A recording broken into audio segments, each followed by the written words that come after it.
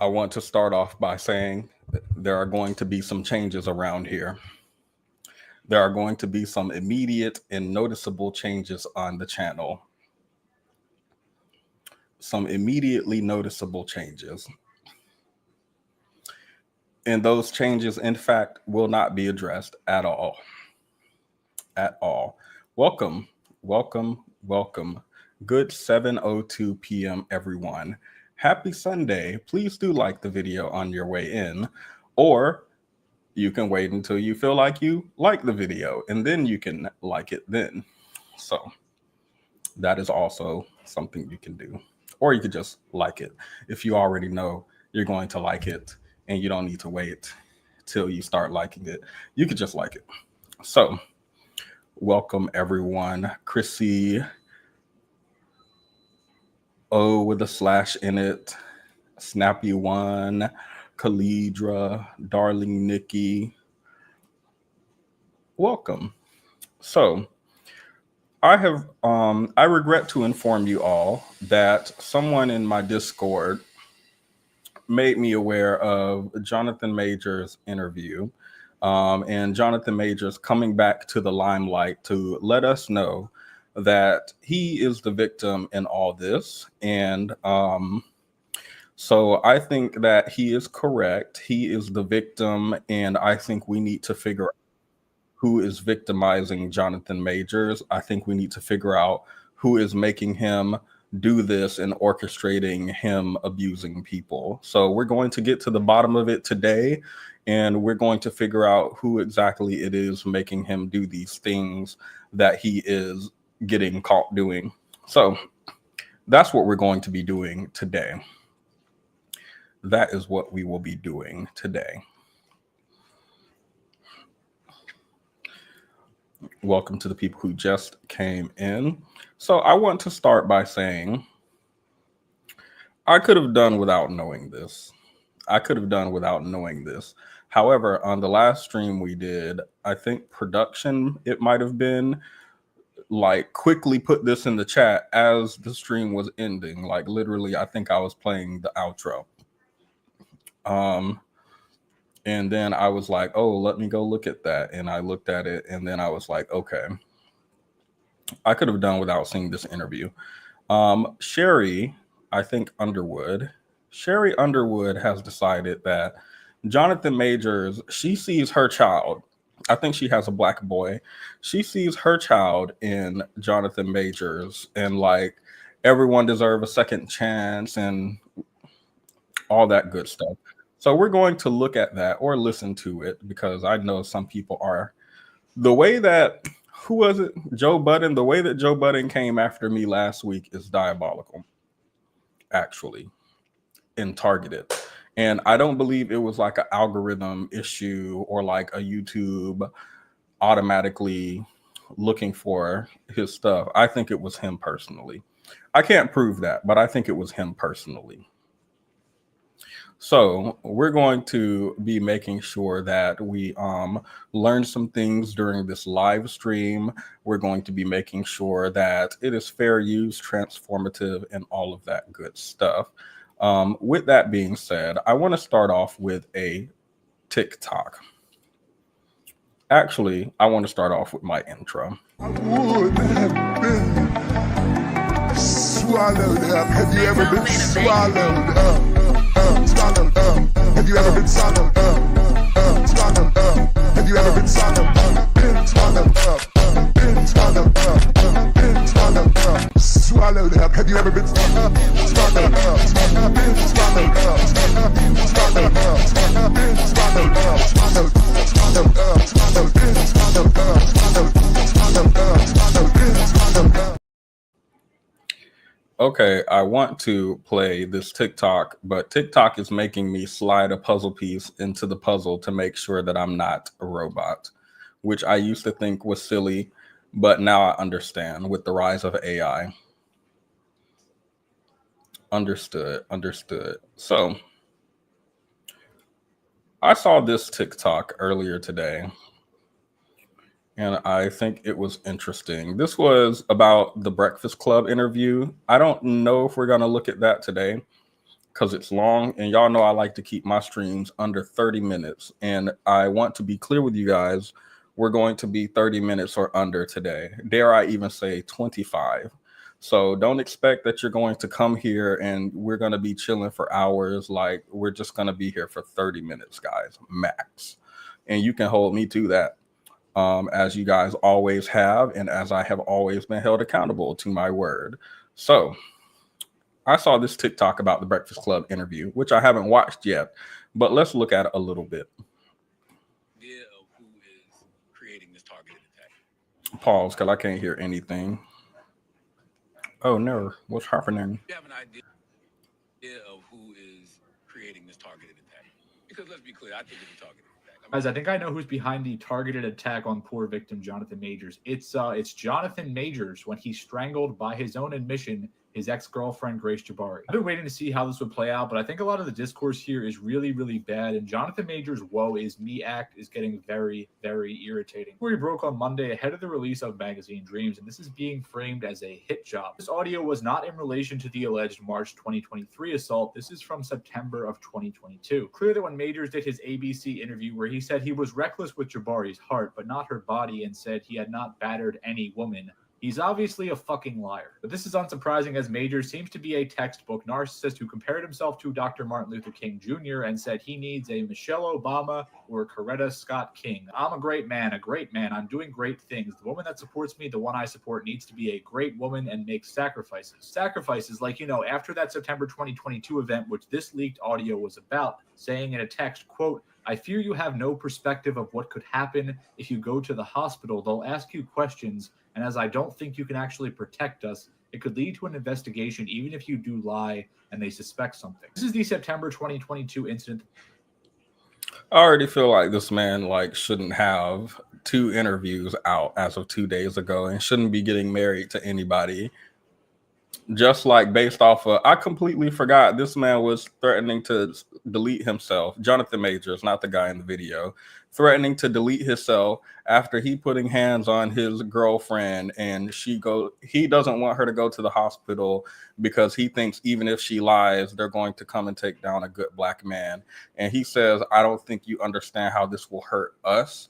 And something about that triggered me, because I'm like, what are you?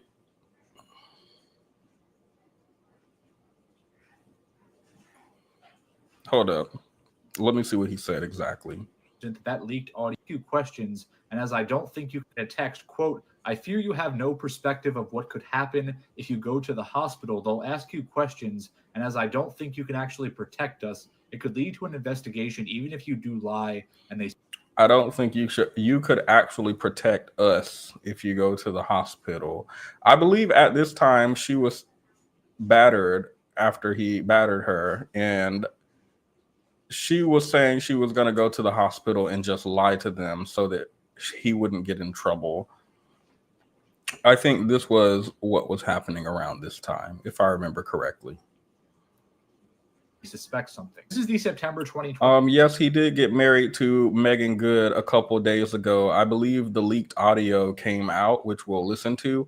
And the day after the leaked audio came out where he admitted to abusing her, he got married to Meagan Good. Coincidentally, in my mind, he just wanted the headlines to be, if you look up Jonathan Majors, he wants the headlines to be Jonathan Majors married. He doesn't want the headlines to be Jonathan Majors admits to abuse in leaked audio. So when that story came out on multiple news sources, I believe he wanted to get married to suppress that news and to make it more difficult for people to find when they search his name. Excuse me. Jonathan, all my life I had Martin Luther Majors. I think that's what I called him. Martin Luther Majors. We're going to talk about narcissism too, because something about this seems condescending. The idea that you victimize someone and then tell them they don't, they're just too stupid to understand that if they go to the police gonna get you. Oh yeah, I'm your basic average girl, and I'm here to save the world. You can't stop me 'cause I'm possible. I love my ringtone. Absolutely love it. Don't know why it goes off so much. There is not this many people messaging me. You know what it is? Uber Eats trying to get me to spend that money. They really want me to spend that money. Uber Eats and DoorDash relentless. 20% off. We got 20% off. 40% off. We got 40% off. 50% off a grocery order. You got 50% off if you go to 7-Eleven. We got 50% off. Uber Eats stay throwing this at me. And then the issue is when I go and use the 50% off, let me get big for this. This is more important than what we're talking about today, actually. When I go to Uber Eats, because they have a 50% off code on, I don't know, convenience stores, whatever, I'm like, okay, this is too good a deal to pass up. Let me go ahead and do a little shopping. I go to the convenience store on Uber Eats, and why is the candy bar $17? Why is a can of Sprite like $35? That's issue number one. Issue number two, even if I get my stuff to the cart and it is $20, I'm expecting my total to be $10. What did I say 30 seconds ago? It is a 50% off promo. So why when I put $20 worth of items into the cart, I'm expecting to see $10, but instead I see $35. Is 50? Let me do some math. Because maybe I messed up the calculation. So here's what we're going to do. We're going to do some math real quick. Y'all mind if we do some math? Okay. Let me make it big so we can all see it. I have $20 and I have 50% off. 50% off. How do I say 50% off? Hold up. Let me see. Do I multiply it by 0.5? I think so. 50% off. $10. Okay. $10. Do y'all see 35 up here in this calculator?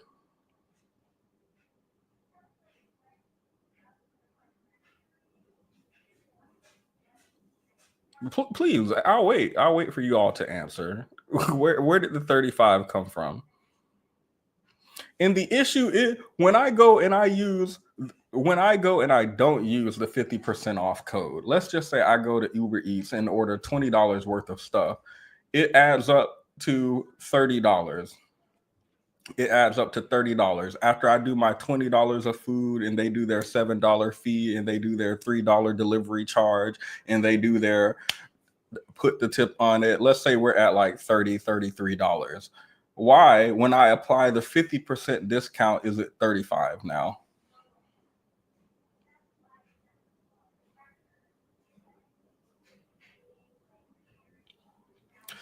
Anywho, because that pissed me off, actually. That pissed me off to put this discount on my cart and the price go up.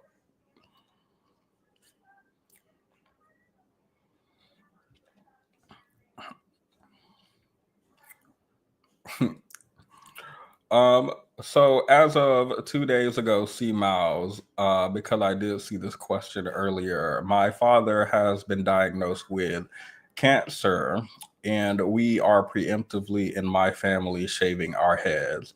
I didn't have the courage to actually be bald because I don't need people to actually see what my head shape looks like. There's a reason I never turn my head side to side on here. I always look straight ahead. There is a reason for that. And here's the issue with the pickup order, actually. Why is the pickup order the same price as the delivery order? What is a pickup fee? Why am I being charged to walk to this restaurant or drive to this restaurant? Like I work for Uber Eats. Is the fee paying me? No. Anyway. Sorry. Let's continue. That actually pissed me off. And I hadn't used Uber Eats. That's why there's okay, actually, that's why they're sending the codes, right? Because if you use Uber Eats a lot, they don't give you codes generally. I think when you don't use it, they try to send you codes to entice you into the app. They lose a little bit of money using those discounts, but it's supposed to get you using the app more and more until they make their money back, whatever. Why? Why is your promo? You're supposed to be impressing me. I don't use the app. Is the whole point of you sending the code? Why is the code making it more expensive?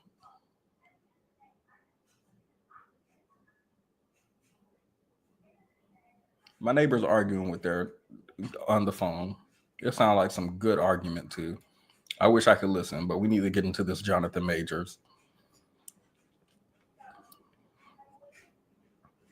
Yes, 30 minutes. We're doing 30 minutes, no more. No less.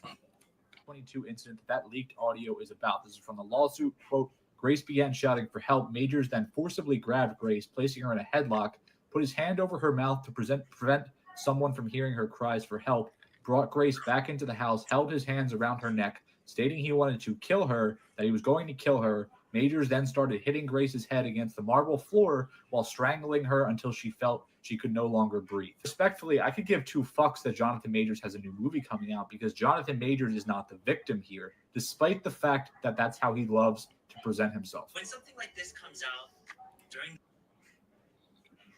I'm glad he points out the detail. I love it when people point out the details. I don't like when people say he made a mistake.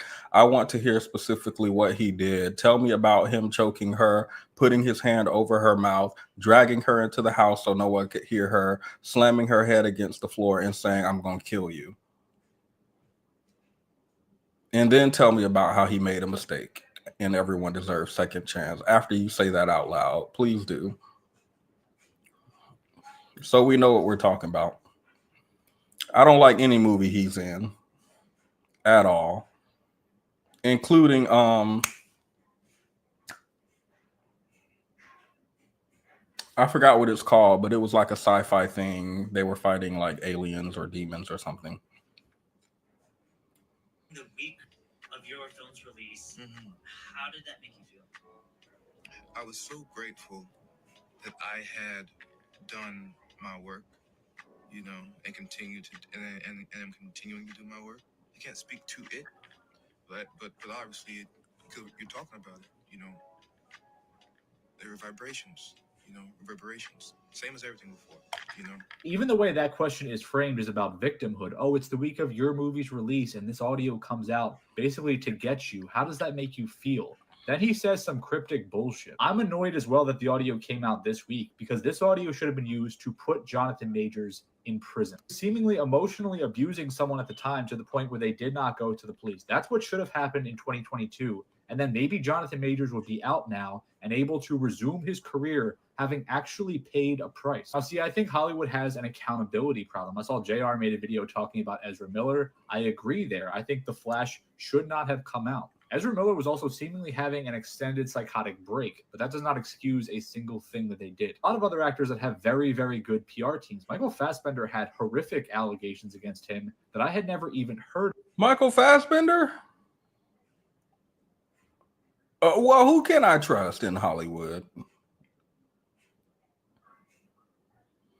Of until relatively recent. Everything about those allegations just kind of disappeared. The restraining order was dropped. There was no civil case. There was no criminal case. Fassbender never even spoke about this publicly. This really all resurfaced after Me Too. Fassbender had a new movie come out this year, and you don't hear a single peep. A lot of people in LA seem to be able to get away scot-free over and over. The DA in LA just announced that producer David Gillard will not have charges filed against him. He got arrested 4 years ago. He has like a decade-long list of allegations. So this stuff is incredibly serious. Allegations of kidnapping, drugging people, SA. Circle back to Magazine Dream. There's no way in hell I'm giving a single penny of my money to this film and to Jonathan Majors. And you know what? I've even seen people online going as far as to defend Majors, saying, oh, it was just a toxic relationship. Oh, she swung at him this time or another. If you're a man and a woman unprompted or just in a regular argument swings at you, What you do is you immediately leave that person and you forget they existed. Jonathan Majors is 6 foot tall, at least 200 pounds. There's absolutely no excuse. There's nothing his ex-girlfriend could have done to him to make him fear for his life. All that being said, I'm not supporting this. As I said, I would encourage you to not support it either.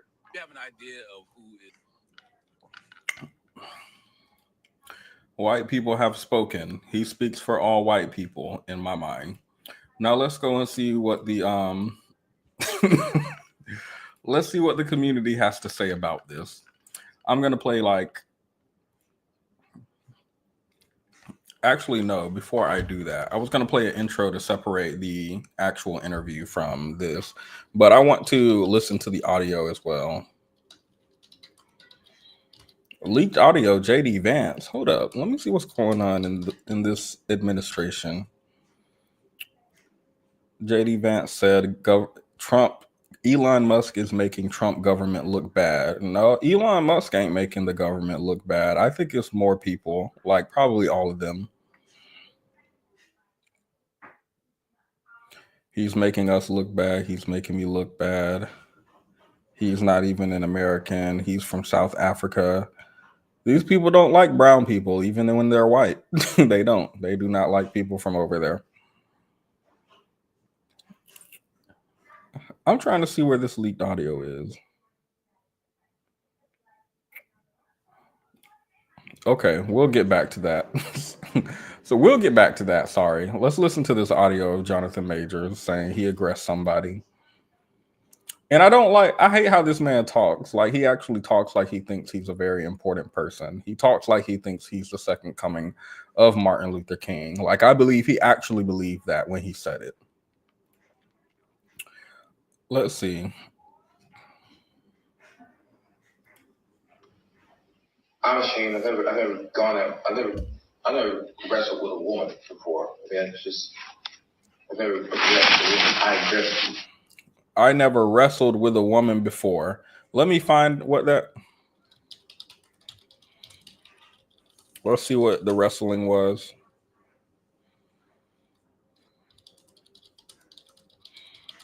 Because I thought he held his hand over her mouth and said, choking her and dragging her back in the house. Is that wrestling? Hold up. Let me look up the details one more time.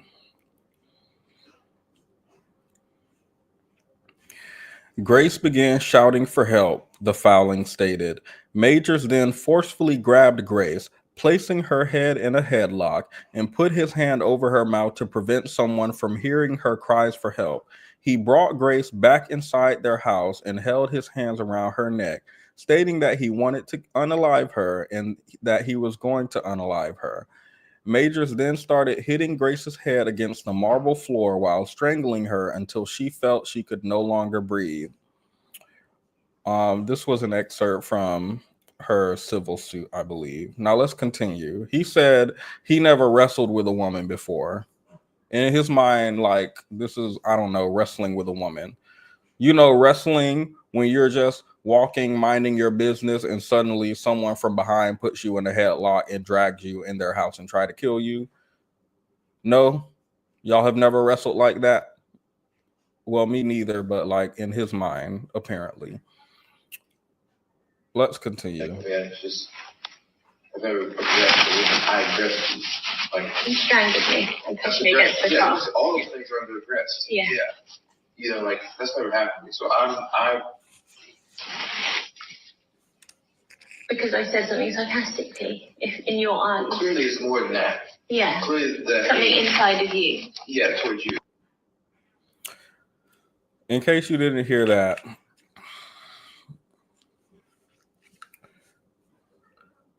Jonathan Majors admitted to strangling an ex-girlfriend in a previously unreleased audio recording obtained by Rolling Stone.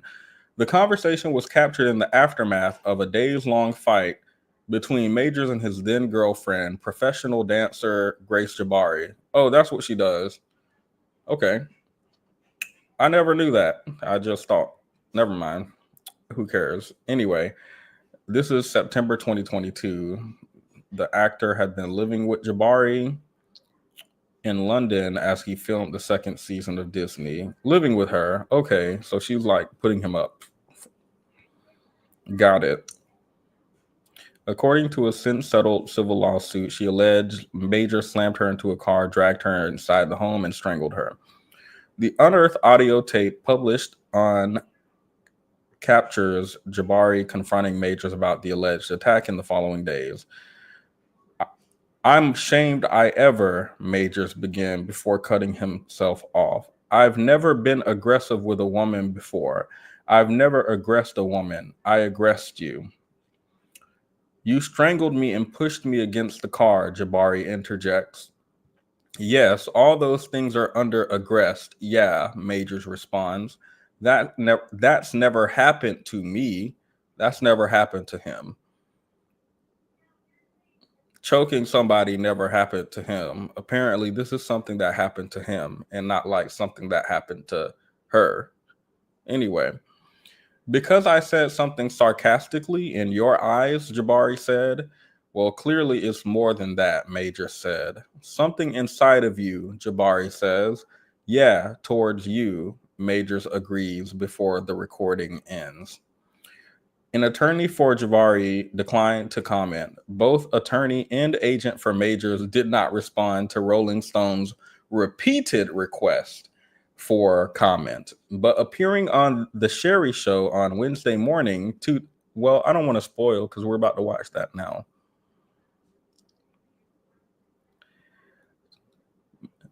Majors addressed the recording while promoting his new film. Oh yeah, that's just something that people do, I guess. Promote my film while I'm like talking about how the abuse that I did and stuff like that leaking now. Like, by the way, go and watch my film. Oh yeah, wringing her throat out, putting her in a headlock and slamming her against the floor and telling her I'm gonna kill her. But anyway, I have this movie coming out. Make sure all of you go and watch the movie. And yeah. Diabolical, disrespectful. I can't imagine being the victim and looking at this in the news, on TV, or whatever. This is like diabolical, actually.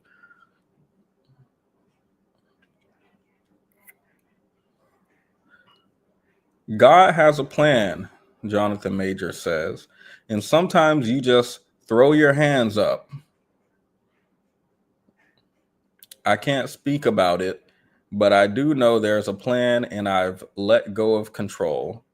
I just say whatever it is, it is. God has a plan. Okay. What's the plan? I need elaboration. Like, this is what I don't like about this man when he comes out and do these interviews and people ask him about this abuse and no one holds his feet to the fire. And everyone frames him abusing someone, choking someone, threatening to kill them, threatening to delete himself if she tries to go to the police or the hospital, gaslighting her into thinking that, like, if she goes and tells somebody, this is going to destroy both of them, us. It's going to destroy us. Y'all can probably hear me pouring into this wine, like those men said that white women pour into them, if you were there for the last stream.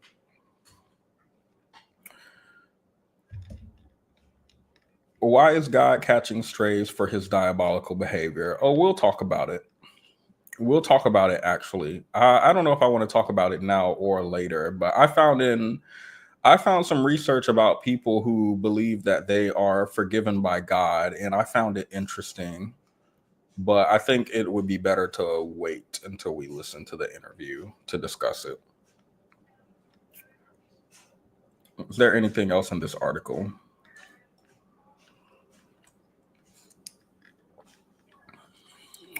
I mean, there's some more abuse that they talk about. Like, we all saw the video of him abusing her in the car in 2023.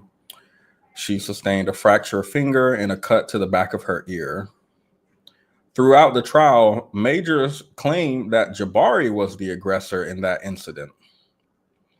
He was acquitted of the two more serious charges, intentional assault and aggravated harassment. But because a judge barred any previous instances of alleged physical abuse from the trial, only the aftermath of the September 2022 fight Majors pleading with Jabari not to go to the hospital and threatening to delete himself were mentioned in court. Claims by two of Major's ex-girlfriends who alleged he emotionally and or physically abused them during their relationships with him were similarly blocked from being shared at the trial. One of the ex-girlfriends, actress Emma Duncan, claimed Majors once choked her and in another argument threatened to strangle and kill her. Majors' attorney claimed he never choked or threatened Duncan.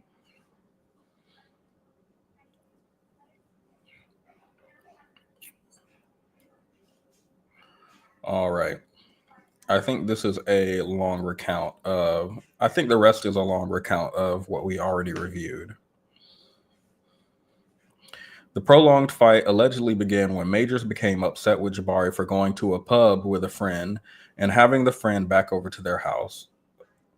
The fighting continued over the next few days, with Major admitting in a separate audio recording played at trial that he had a temper and he expected Jabari to hold herself to the standards of Coretta Scott King and Michelle Obama in order to support him.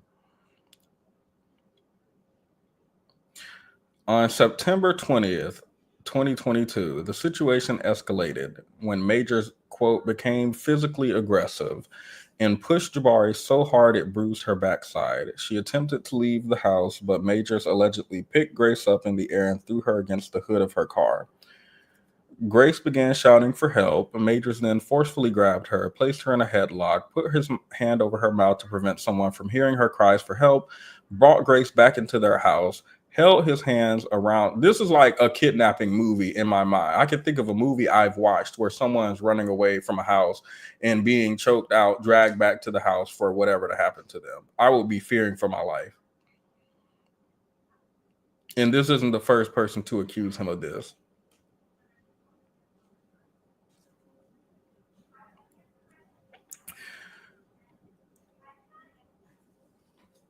Dragged her back into his house, held his hands around her neck, stating he wants to kill her and he was going to kill her. He then started hitting her head against the mall floor while strangling her until she felt she could no longer breathe. Majors later texted Jabari and pleaded with her not to go to the hospital, according to the suit and evidence shown at trial, saying, quote, "I fear you have no perspective of what could happen if you go to the hospital. They will ask you questions. And as I don't think you can actually protect us, it could lead to an investigation, even if you do lie and they suspect something." Some of Jabari's responses were redacted during the trial, but the lawsuit says Jabari went on to tell Majors, "Why would the man I love throw me around, strangle me, and look me in the eyes and say he hates me and wants to delete me? I'm reminded of what happened each waking second because I can barely move without pain. I also have to heal physically. That's not me stating other than facts. I have endured a bad head injury and I feel unwell. I have brain fog. I have a constant ringing headache." Majors has denied being physically abusive to Jabari. I'm looking for, there's a specific sentence I'm looking for because I'm pretty sure he said something like, I never physically hurt her. I just hurt her heart or something like that, which I think like directly contradicts him in his own audio that leaked recently saying, yes, I did. So he lying during the trial. I just want us to keep these things in mind when we go and look at this woman who say he's the victim. And these comments too. We're going to get into them too. I just started peeling.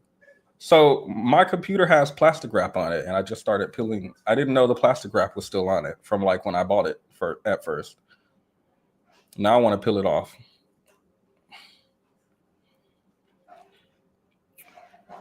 Okay, so the audio came out.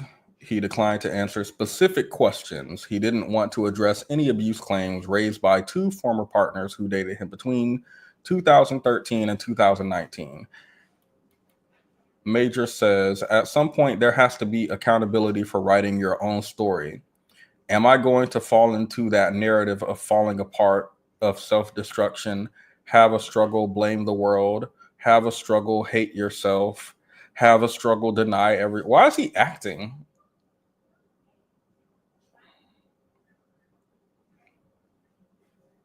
Like everything this man says reads as like disingenuous to me.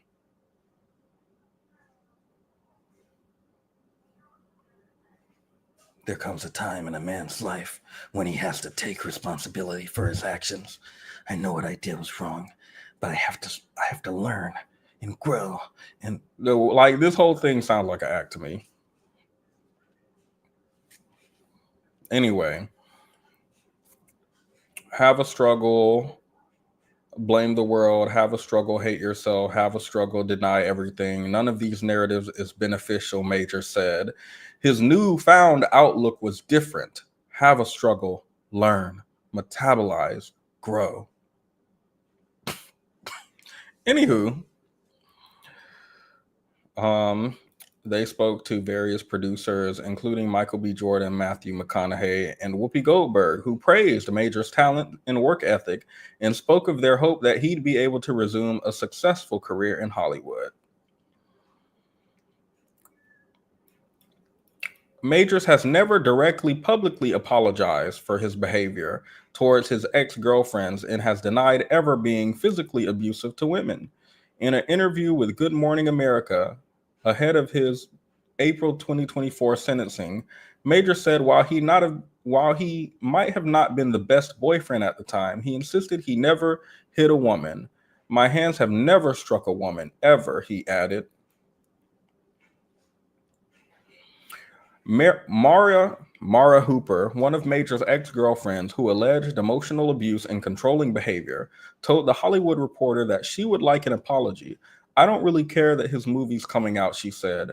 What do you get at the end of a 52-week domestic violence course? Do the victims get a debrief? How could I know if he's changed? I don't see redemption happening here. Well, of course not. He hasn't apologized. He just has come out and done 15 interviews about how much this has affected him and how much this has hurt his career, how much this has hurt him and how he's the victim in all this. That's the end of this article. Now I'm going to play my intro and we can get into the actual interview that I want to look at.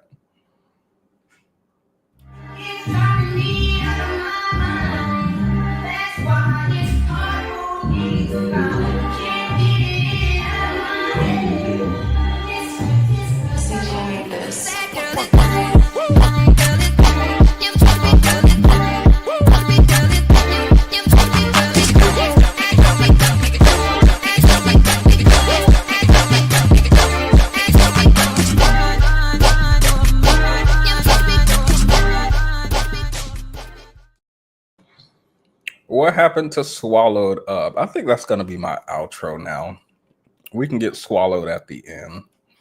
I want Hotep adjacent Petty with the kinky curls. Who is this high and tight fade man on the screen? Is this a high and tight? I have no idea.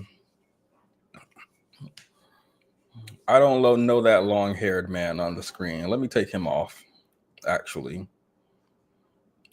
I never heard of him. Never seen him. Thank you for the super chat. I really do appreciate it. So, there is a woman named Sherri Sheppard. Now, I feel like this name is familiar. She doesn't look familiar. Cat Williams and Sherri. Well, I'll have to go watch that later. But she doesn't look familiar to me, but I swear I've heard her name before. I ended up watching a little bit of her Jonathan Majors interview. And the first thing I thought is that this man is doing rounds to suppress, like, the fact that he married Meagan Good, did an interview the day after, did another interview with the Breakfast Club the day after, and he's doing a press tour to make himself look like a victim, like a hardworking Black man who's just been attacked by the system. We all make mistakes. You've never made a mistake. You've never made a mistake. The fact that he's doing all this right after this audio leak make me think that this whole tour is disingenuous. And that's what I believe he's doing, trying to suppress his abuse.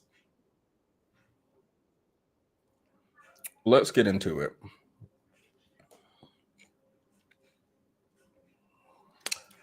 I'm going to share this tab. This is going to be audio only, probably.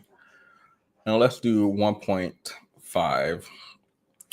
Like I said, this stream is going to be an hour or less. We won't be going over an hour, so I'll try to be quick. And I'll try to have a panel if you guys would like to say something too.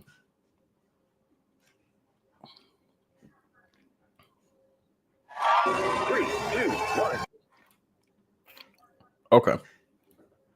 It's showtime.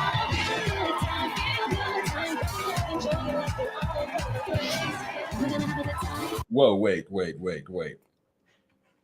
Be sure to leave a like on your way in, guys. It really helps the algorithm out, and I appreciate it.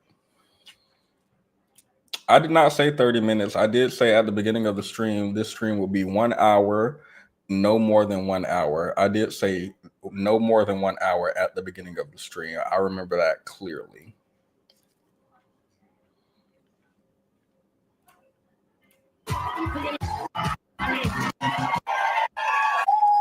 John to me because I need the television, you know, too. You know, she had her.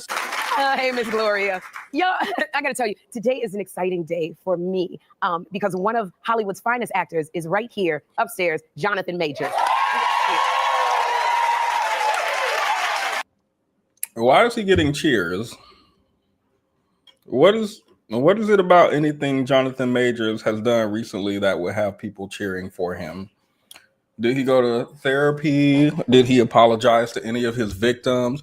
That's the crazy part too. There is no apology to any of your victims, nor any acknowledgement that you actually did something to them publicly. Your audio leaked privately, but you have never publicly taken accountability for abusing people.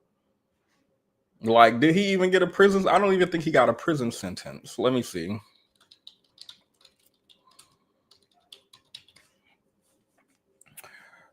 He was sentenced to probation and ordered to complete a 52-week batterers intervention program. He avoided jail time for assaulting his ex-girlfriend, Jabari. All right. So, I mean, his accountability was going to a program where you and some other wife beaters are like, wife beating is bad. So that is what he did for 1 year. Yeah.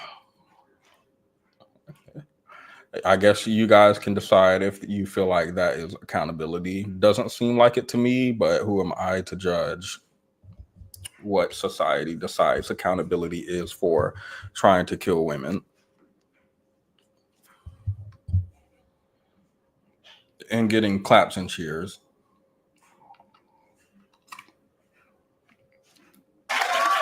And when I tell you, I'm so ready for an honest and candid chat with Jonathan. And you may have seen the headlines this week. This is like audio only, by the way. We won't be looking at the video probably. So if you want to walk away from your screen and put that earbud in, you absolutely can. You absolutely can. Be free. Free yourself. Involving details from his trial. But today is the first time you're going to see him on a daytime talk show sharing his story. And, you know, sharing his story. Sorry, someone in the last in the comments on the last video said I need to stop pausing so much, so I'm going to try to let it play. I'm gonna try to let him share his story, share his side of things. His fiance Meagan Good came here with him. Yeah. Fiance Meagan Good came with. Sorry. Let me stop pausing. Oh, wait a minute. I gotta be like Urkel. Oh, did I say fiance? As of yesterday, that's his wife.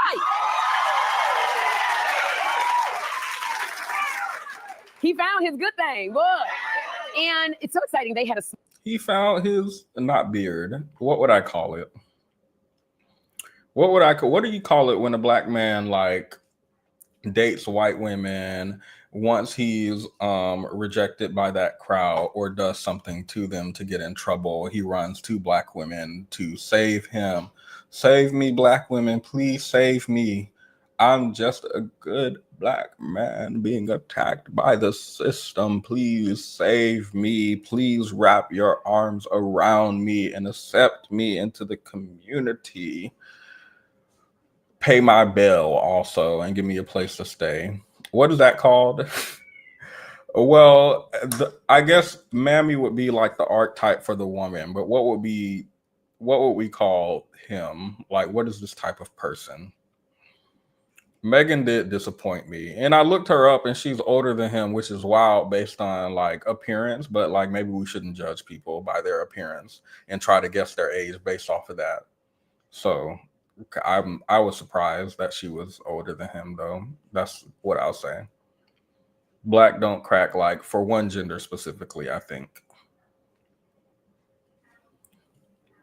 Hi, Purple Lover. Welcome.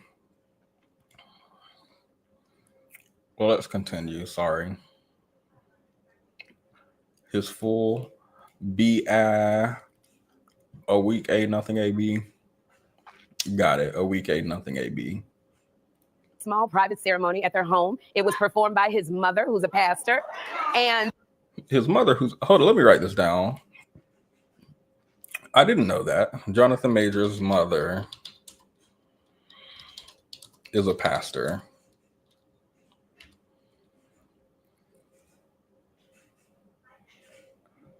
Do you guys think that has something to do with like him and how he is? Terry Anderson Mays.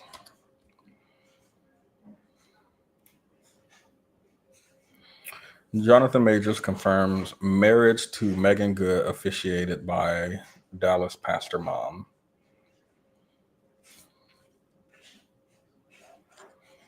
MA in marriage and family therapy. You're gonna have to use that at some point. You're gonna have to do something with that man if you have the credentials. It's not telling me anything about his mom in this article, so I'm just gonna go back. But I'm like, a pastor mom and a man who doesn't take accountability and says, God, I'm gonna just put it in God's hand. We don't know God's plan. Meagan Good used to be, don't do that. Not used to be. I unfortunately can't say anything about her looks unless I'm like just not have seen her lately. Very small. And it's so much more to talk to Jonathan about. So just, give him a congratulations for being married. Most definitely. It's nice to find your thing. It's nice to find your mate. Attractive couple. They're a beautiful couple. I mean, they came out the door. I was like, oh my God, how much more beautiful can y'all get? And his new movie, Magazine Dreams, it's getting rave reviews. When I tell y'all, this movie right here, and I'm hosting a screening of the movie tomorrow night. Jonathan plays a troubled bodybuilder who's chasing his dreams to just his detriment, but he's so obsessed with being this bodybuilder. And let me tell you. Is this 1.5? It is. This can't be 1.5. How does she talk normally? I watched this, I cried. He gave everything in this performance. You don't. No, that sounds like slow motion. Let me speed it back up. See, and you say, people say that, oh, they're acting, you're not supposed to see him, but you don't see Jonathan. You see this man, and I get to ask him, who is hurt, who is desperately looking for love. It did something to me when I was watching. I was so uncomfortable watching it because of his portrayal. And so after the screening, we're going to do a Q&A. I'm going to do even more of a Q&A with Jonathan. So it's going to be tomorrow at 7 p.m. at the AMC Theaters in Times Square. It's where you can come. You can come and watch the movie before it comes out with Jonathan and I.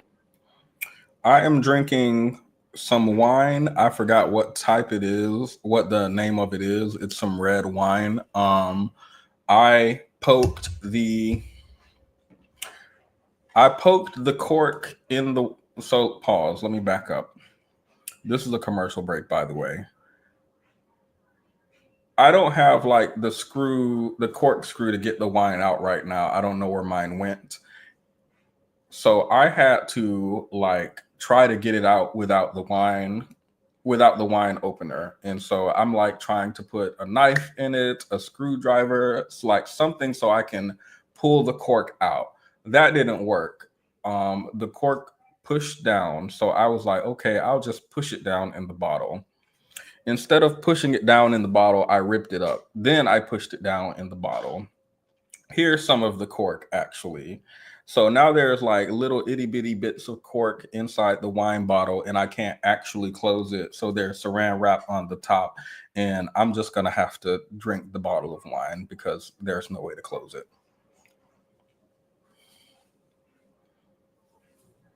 I'm gonna just have to do what it do and strain it when I drink so that I don't get bits of cork in my drink.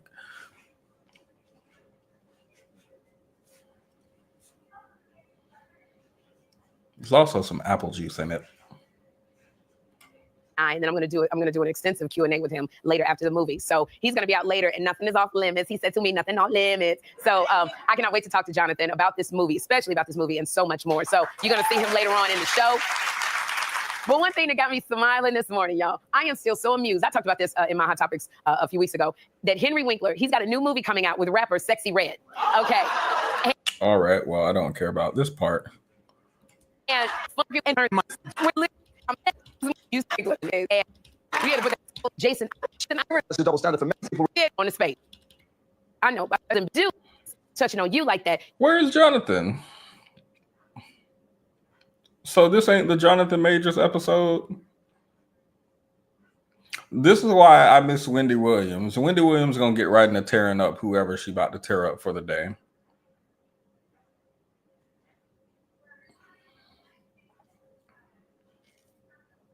Wendy Williams would never. Y'all, we got a great show for you today.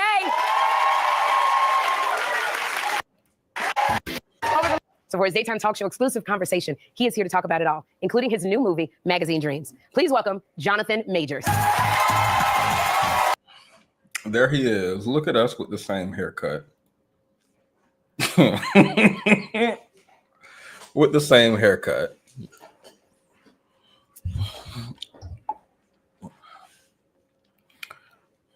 But he, of course, doesn't have eyebrows, so I win there.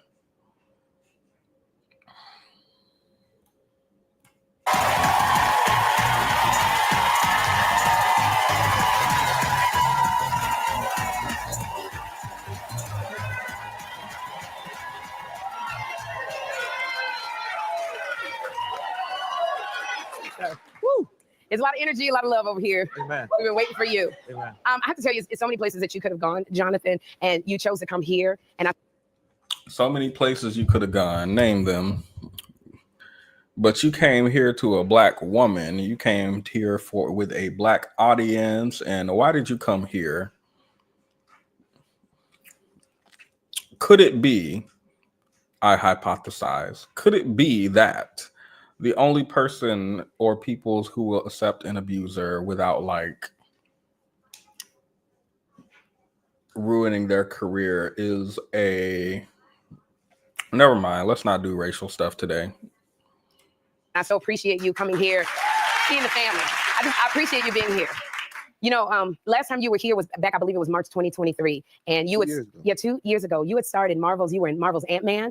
And you came here and you were promoting Creed 3. And I remember it was like your career was just, it was going so great, Jonathan. And in a matter of weeks, your entire world had changed. Your name was in the headlines. Your legal battles were playing out in front of everybody. And you got convicted of assault and misdemeanor assault and harassment. Now, here's the thing. I know that legally you cannot talk a lot about the details of what was going on. But while it was going on and you were going through all of that, how were you feeling? I think I just got to say thank you. How are you feeling? This must have been so rough for you. You were, hold on, let me see. I keep forgetting. Let me go back to the article.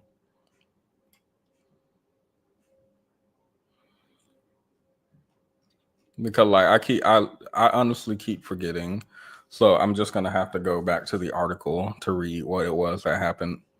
Sorry guys, like I know this is irritating, but like I'm just so like bad at remembering. So I have to go back and read what it is that happened actually.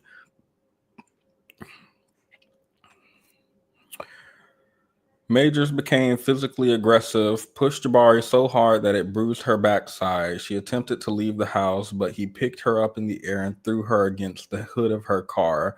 Grace began shouting for help. Majors then forcefully grabbed Grace, placing her in a headlock, and put his hand over her mouth to prevent someone from hearing her cries for help. He brought Grace back into the house, held his hands around her neck, stating he wanted to kill her and that he was going to kill her.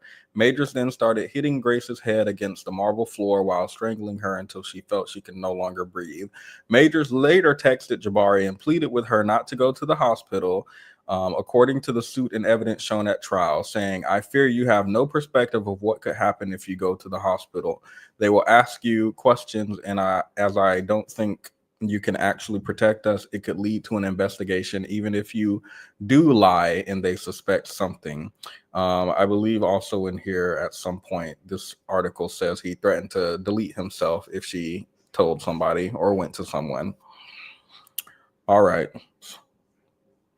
Sorry, God, like my memory is so bad. Literally, I had to go back to read like what happened. Now let's see what they're talking about. I think she was saying like this was so hard for you. You had your movie coming out and then all this stuff happened to you. All of this legal stuff just happened to you. Sorry.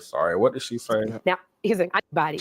And then you got convicted of assault and misdemeanor assault and harassment. Yep. Now, here's the I know that legally you cannot talk a lot about the details of what was going on, but while it was going on and you were going through all of that, how were you feeling? Oh, that's what she said.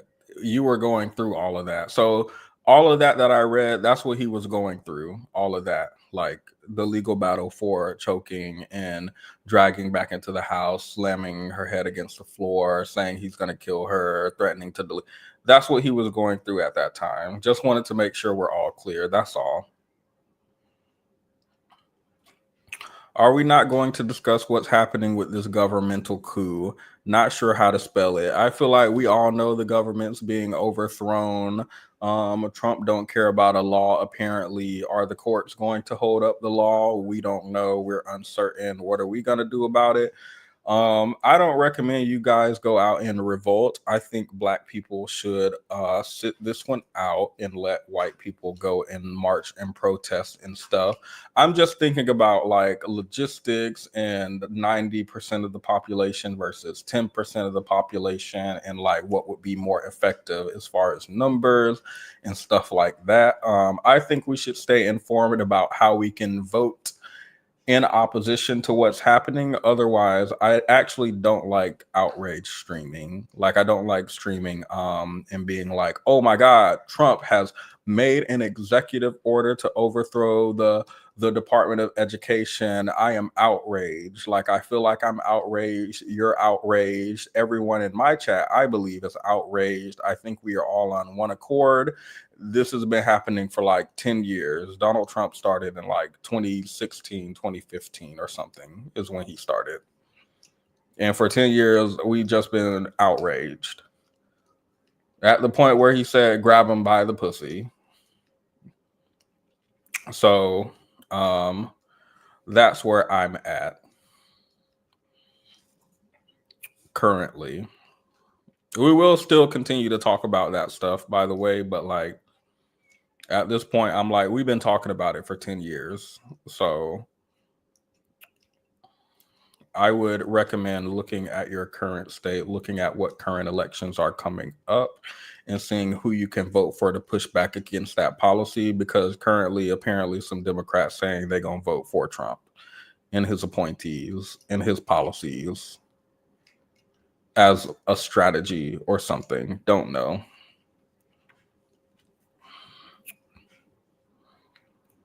I think I just got to say thank you so much for having me here. And how's I feeling? I was feeling. I'm not upset at your question, by the way, C. Miles. I mean, chaos came.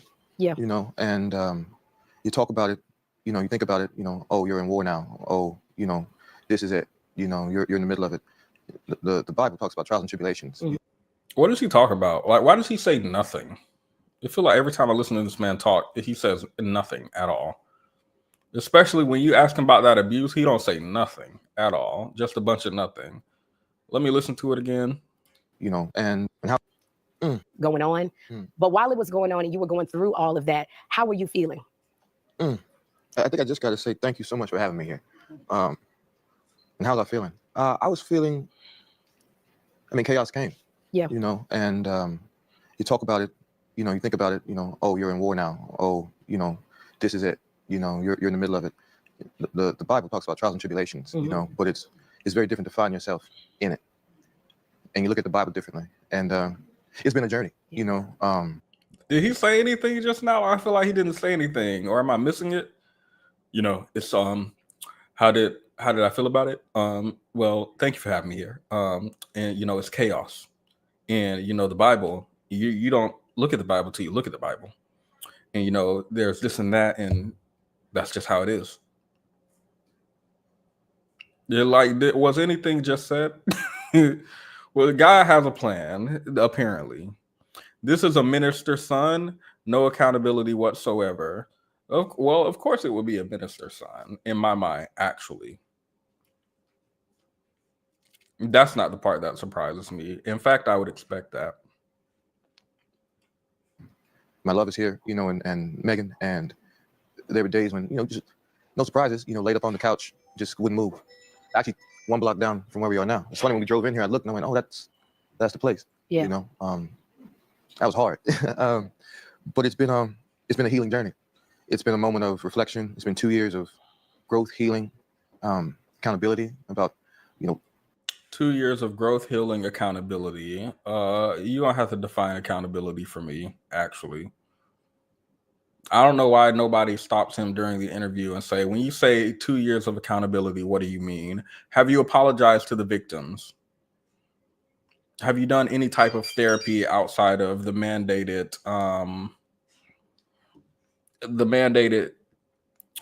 what you were convicted of and forced to do with the trial? Like, have you done anything outside of what you were forced to do as a result of your court case? No. Have you apologized to the victims? No. Have you acknowledged that you actually abused them? No. So what is 2 years of accountability and growth?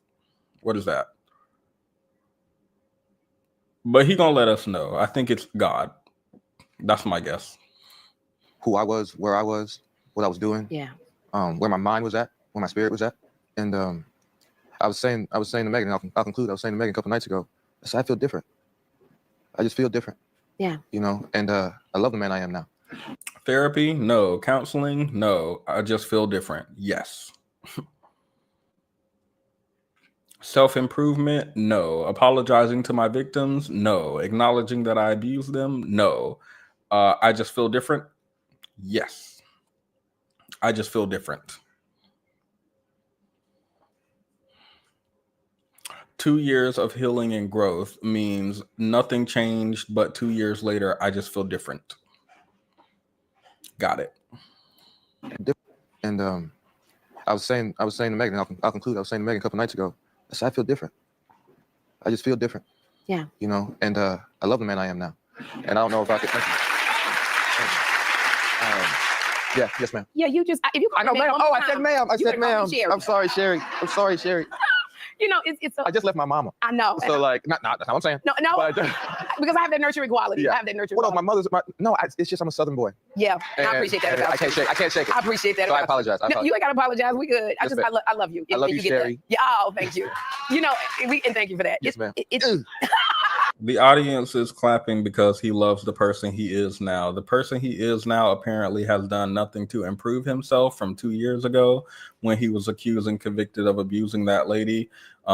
He has done nothing since then, except a couple nights ago, he said he talked to Meagan Good and said, I just feel different.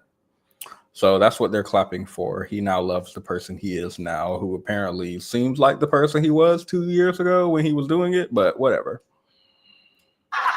Do what you're gonna do. Do what you're gonna do, because I know you love me. It was a few days ago. This happened.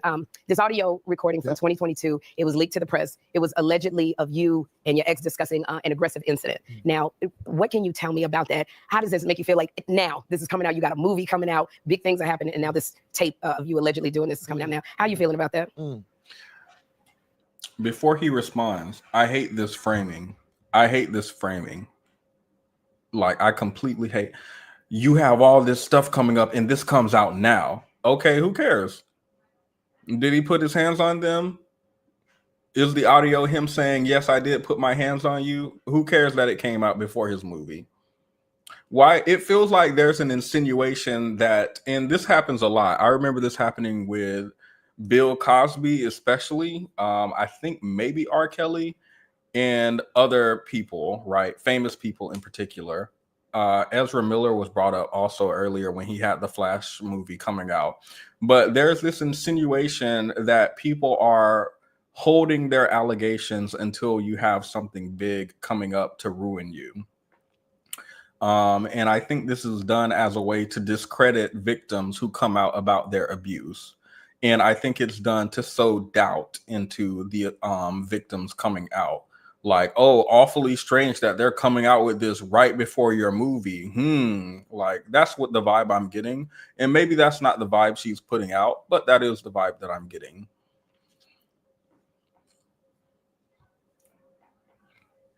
I don't care when the audio come out. If he an abuser, then who cares? I love it that it came out right before your big movie that's supposed to be your comeback. I love that it came out right then. Well, like, let's go ahead and nip that in the bud. Perfect timing, actually. He said Meagan was blacklisted from jobs and events because of him. I'll go look for that while I let this play. I wonder if she cares. But God has a plan. And sometimes you just throw your hands up, you know. You're like, I can't speak about it, you know. But I do know there's a plan.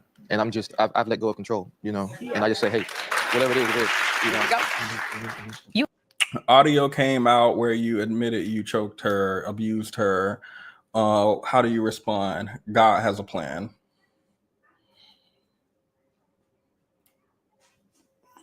I can't speak on it, but God has a plan.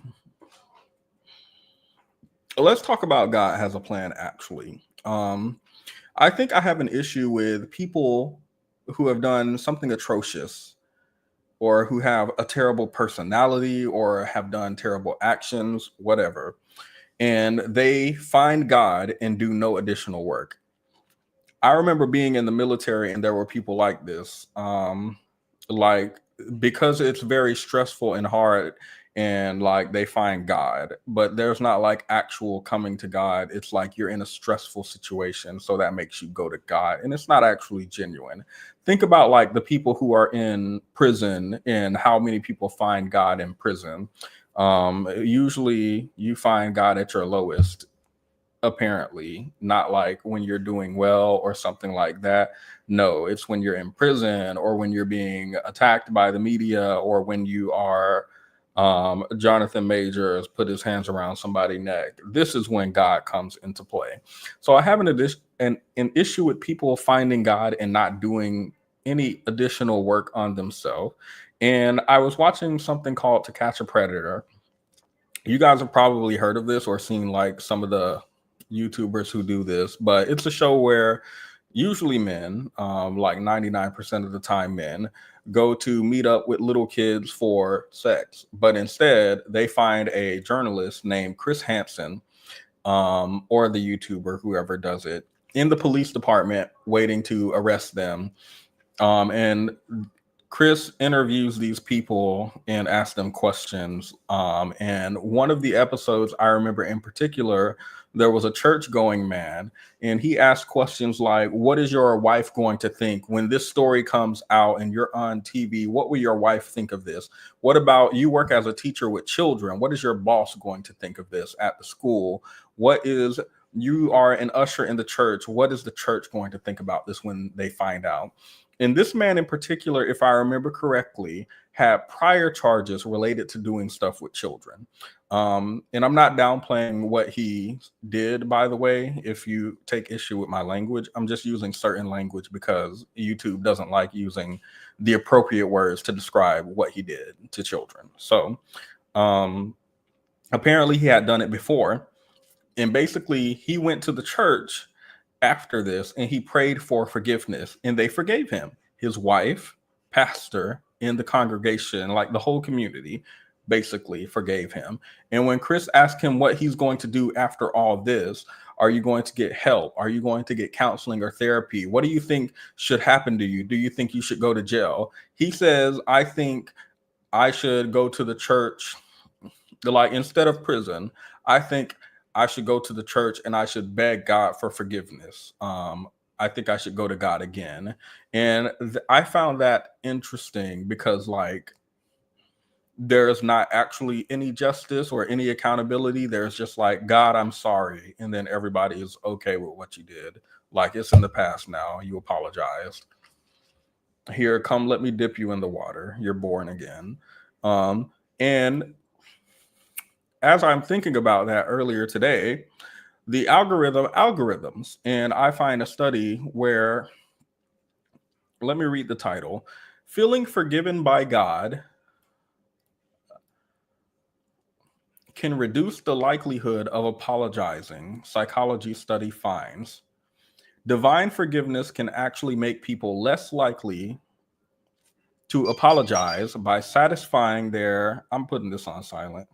There's no reason for my phone to be going off this much. I'm not texting this many people at all. It's got to be DoorDash.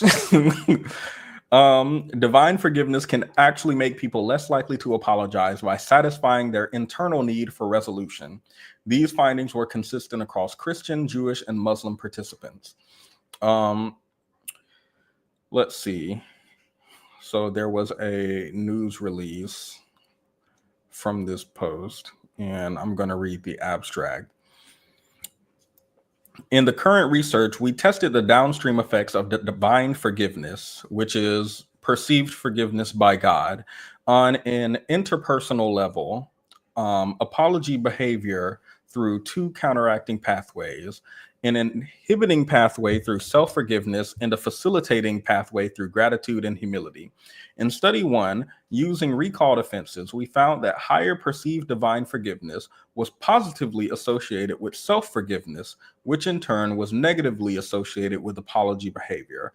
In study 2, using recalled offenses in experimental design, we replicated our findings from study 1, whereby divine forgiveness promoted greater self-forgiveness, which in turn was negatively associated with apology behavior.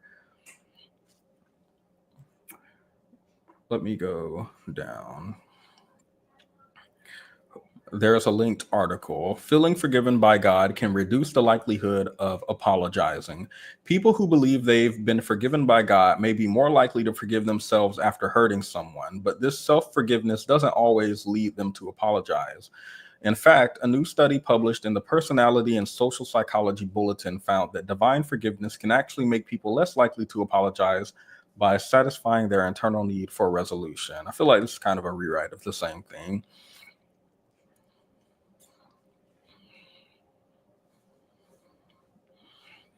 The results of both studies revealed a consistent pattern. The researchers discovered that when people felt more forgiven by God, they also tended to feel more self-forgiven. This connection between divine forgiveness and self-forgiveness was present in both studies, even when considering other factors like the seriousness of the offense or how close they were to the person they hurt. Quote, I was surprised that our findings were consistent across Christian, Jewish, and Muslim participants. I had expected to see differences amongst these religious groups, but it appears that experiences of divine forgiveness influence their conflict resolution behavior in similar ways. Interestingly, this increased self-forgiveness was linked to a decrease in apology behavior. In both studies, people who reported higher self-forgiveness were less likely to say they would apologize. And their emails were judged as showing less remorse, lower quality apologies, and less sincerity. This suggests that when individuals believe they are already forgiven by God, they may feel less need to seek forgiveness or make amends directly with the person they harmed. It's as if feeling right with God lessens the motivation to set things right with the person they wronged. Does this sound like Jonathan Majors to us or no? It's in God's hand. Did I apologize to the victim? No. Did I acknowledge what I did? No. What did I do? I went to church and I went to a Black woman. That's all. Let's continue. You had recently opened up to the Hollywood Reporter. I read this article. And I know that must have been difficult to talk about because you talked about the abuse that you suffered, that you went through as a child, Jonathan. That's very hard to come out and talk about that because it's something so private. What got you to this place that you felt you were able to share that? Growth. In the past 2 years, I mean, so I'm an athlete, right? Yeah. And I'm an actor, right? And the two things that accompany those occupations are instructors, teachers, mentors. And I had all that. Okay. Athletically, I have that. You know, I've got great trainers, I've got great nutritionists. I was blessed enough to go to some really great schools for my craft. But then there's the third vertical, just like the self. And the self, because I was so focused on career and health and all these things, Jonathan, me, myself got left to the wayside. And the self, myself, I left that aside. And now in this moment, well, Jay, if the acting thing works for you and you did it this way, you got to do your self wellness and your self help the same way. So I brought in the Avengers, you know, of therapists, you know. So therapy, and my pastor, you know. Hello, Kenny. Be sure to like on your way in, guys, if you're just joining. It helps the algorithm. Yeah, I'm not listening to nothing he said. She asked why it was so hard for you to come out about your childhood abuse. Why now?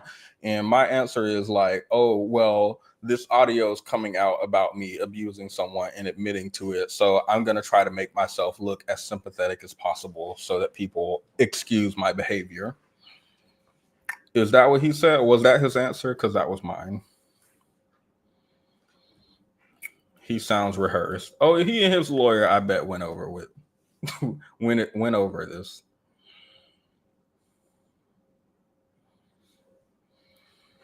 Darius Daniels, you know, who I love and cherish. Shout out to Change Church. They have been. He didn't know I was going to say his name. Lord have mercy. I love you, man. That and I was strong enough to go to it at that point. I'm a mother, Jonathan, I have a son, a teenage son. And I know hearing something like that, because you said you went to your mother and and you talked about this with your mother, that is something that the guilt would have been all on me. I don't know if I would have been able to let that go. And you said something, He went to his mother.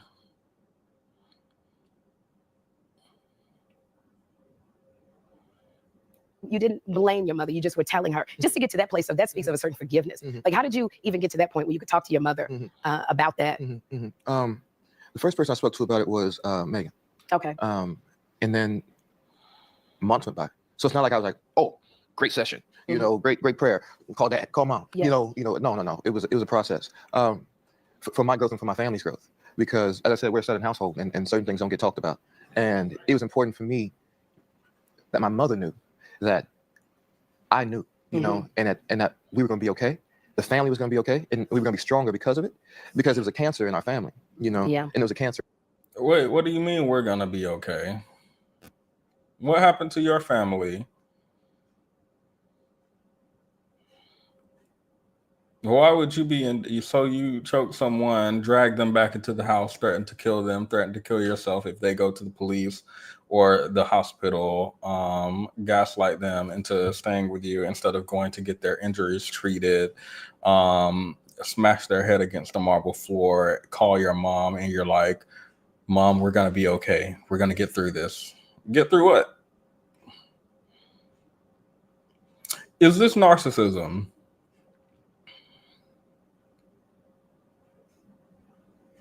Let me do some Googling. Is this narcissism?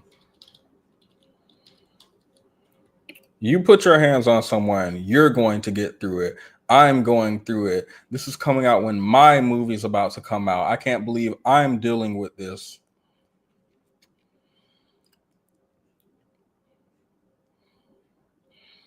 Narcissism, self-centered personality style characterized by having an excessive preoccupation with oneself and one's own needs, often at the expense of others, i.e. Coretta Scott King to my Martin Luther.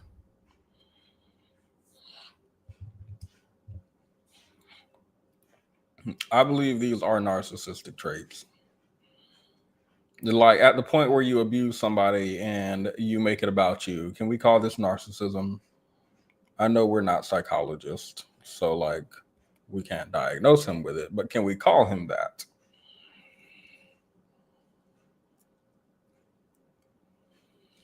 These comments are pissing me off, by the way.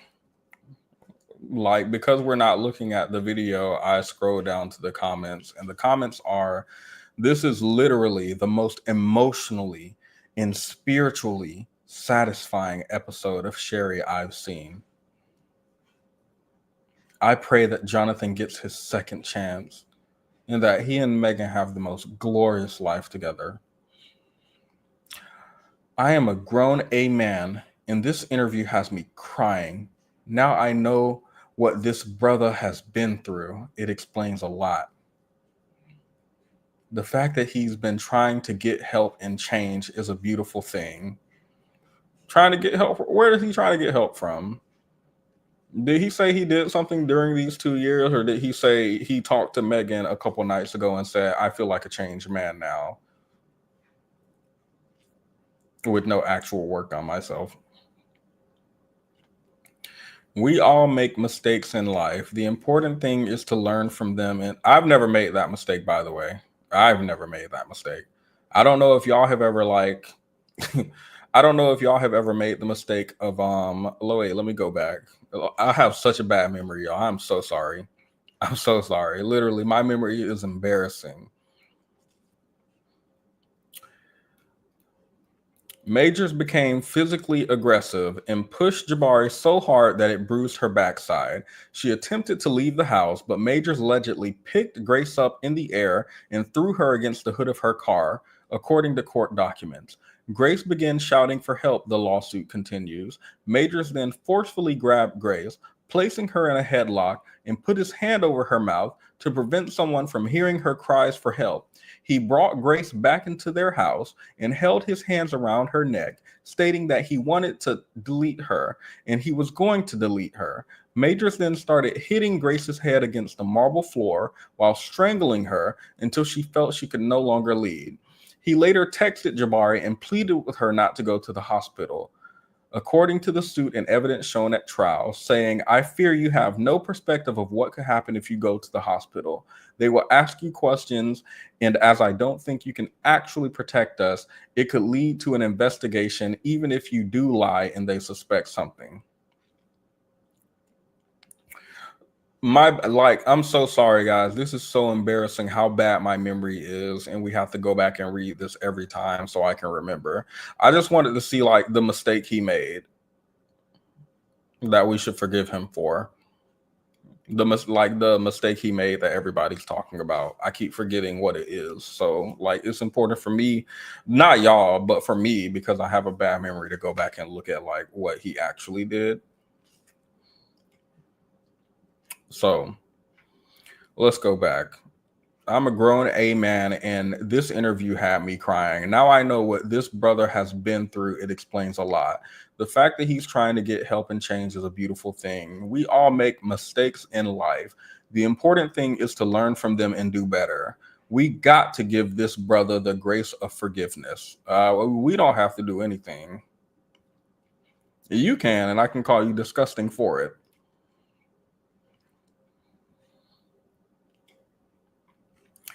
Everyone deserves an opportunity for redemption. He's doing the work on himself, which is wonderful. I haven't heard about it yet.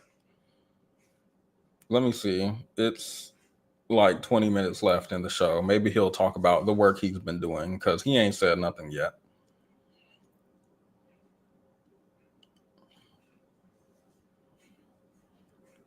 He has such a beautiful and humble spirit.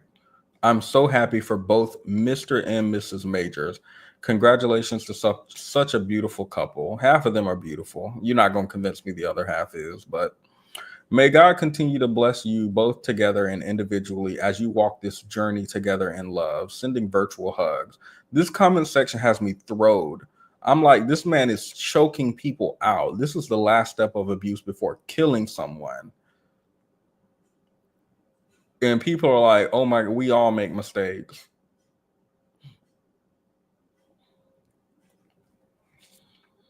I'm afraid for Megan's safety. I wish Megan was afraid for Megan's safety. I really do. Women don't fear men enough. In my mind, she's like, this is a good black man and these white people trying to take him down. And he found God. I don't know, I don't know what else What else can I say besides like you're living in delusion?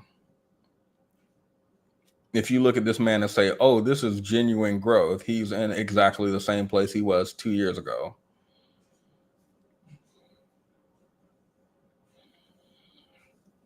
Leaked audio where he admits to abuse, but publicly, people keep talking about he's taking accountability. Publicly, he's never acknowledged that he did anything to these victims, nor has he ever apologized to these victims. In fact, he flat out lied and said he's never physically hurt someone. He just hurt her heart is all. They're just lying on me. I never did anything. The only time that any accountability was taken was from a leaked phone call or recording where he says, well, yes, I did aggress you.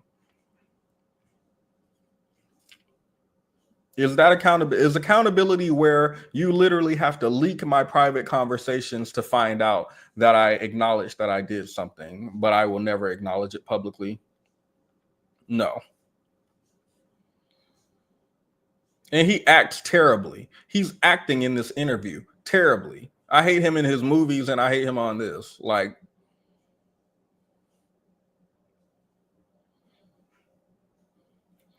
no prison for attempted blank PR tours and presidency. He might qualify for president, actually. The qualifications are there based on who's in office now. Skin color, sorry. Nope. You're wrong. Completely forgot that for a second. What did Cat Williams, did y'all see what Cat Williams said about Jonathan Major? I wish I could remember exactly what he said, but I remember he ate him up.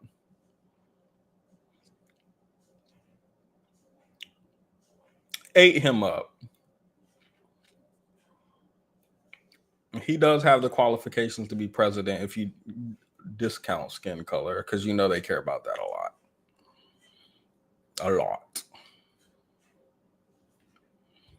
Let's continue. Thank you for the super chat, by the way, Vision Harry. Vision, if you guys don't know, Vision Harry actually funds the channel. She sent one earlier too. So like, if you ever wonder, how can I afford this haircut? How can I afford this haircut, or how can I afford, I went back to StreamYard because I didn't like the other one, but it's Vision Harry. Single-handedly keeping the channel up. C Miles has sent some stuff also. And a lot of you actually. But Vision Harry is like so frequent. She's trying to make a name for herself. I bribed my way in. You did actually bribe your way into moderator status. I do remember that. Not with DEI gun. He doesn't qualify. All right. Turn me. And you would be a fool to have a surgeon right in front of you and not go to him. You know, to have a doctor right there and just be happy being sick because you were ashamed, you know, that you sprained your ankle when you were 9. You know what I mean? That's silly. I'm sorry. It annoys me that he talks in like metaphor every single sentence. This is so annoying. I hate this so much.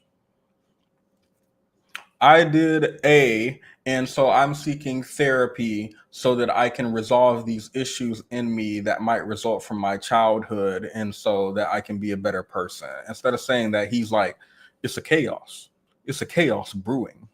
And you know, you gotta, if you have a surgery right in front of you and you say no, what does that look like? So you gotta say yes to the surgery. You gotta cut it out of you. Like, why are you?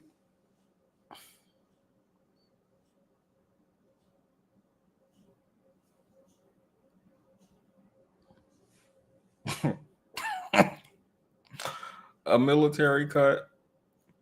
How much is a petty bribe? Apparently it's $19.99. Thank you for the super sticker. Hold up.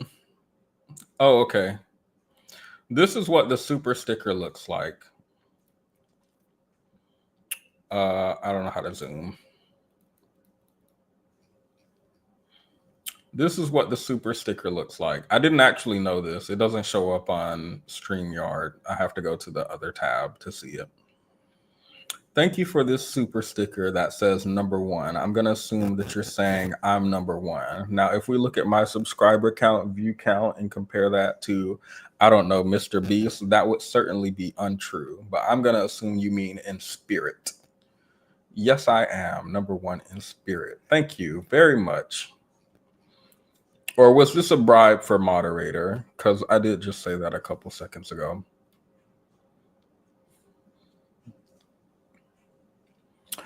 Thank you. I do appreciate that.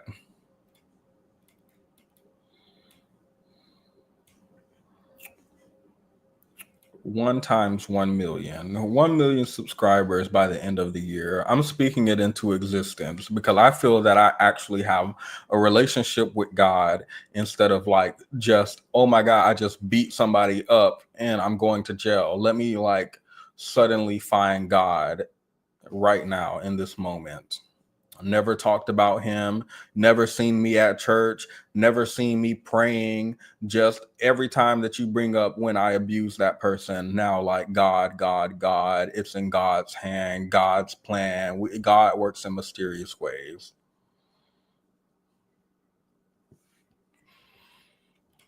Unemployed chat person. Y'all better stop playing about this unemployment. This the future of this country has me concerned, y'all. I'm actually concerned a lot. I think we'll be all right. Let's continue. Thank you again for the super sticker. It's the drive for healing, you know. That's hard for, you know, especially for Black men going to therapy, talking about their mental state, crying. How would you speak to that for Black men being able to go and get help, to be able to talk about those things that are so painful? Right. I mean, to my brothers, I gotta say, like, we walk around all the time talking about, oh, what's up, King? What's up, bro? I got you, man. I'm holding you down. What's a king if he's not full?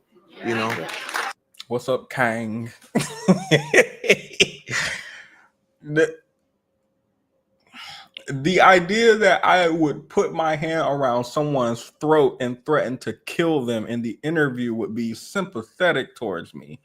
Oh my God, it is so hard for Black men to get therapy. How do you feel about all this?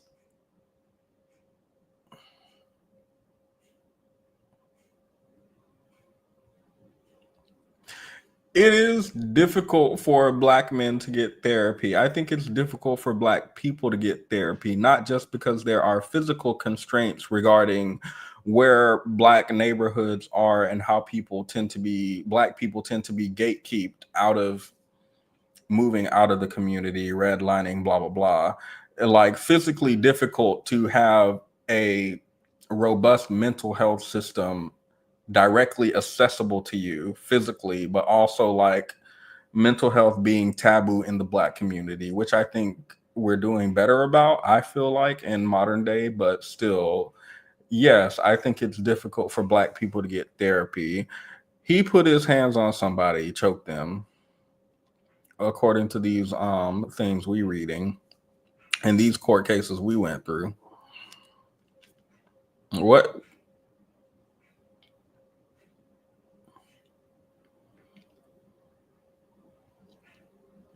Like, I'm stuck on, you put your hands around someone's throat, and we have never heard this acknowledged ever.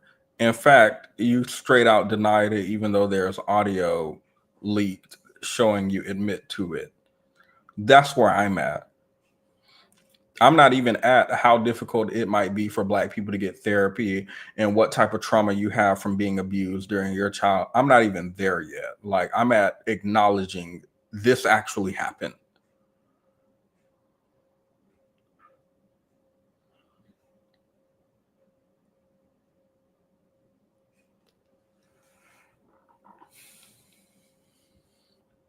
Meagan knows all this and married him. That, like, this ruined Meagan for me. Like, I can't hold space for it. Sorry.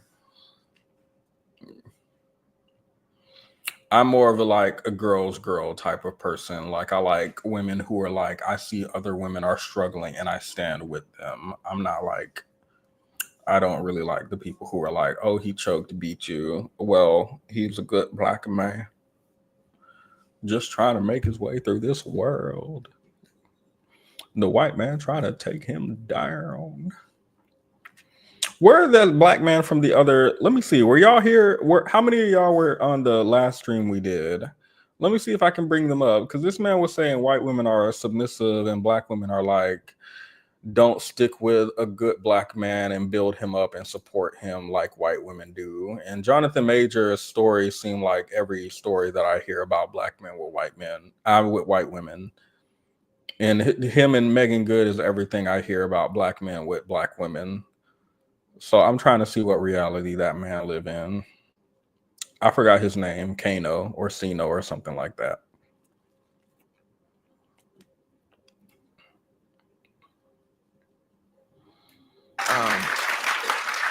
What's a brother if you can't talk to your mans and be like, hey, this is what I'm feeling right now. Yeah.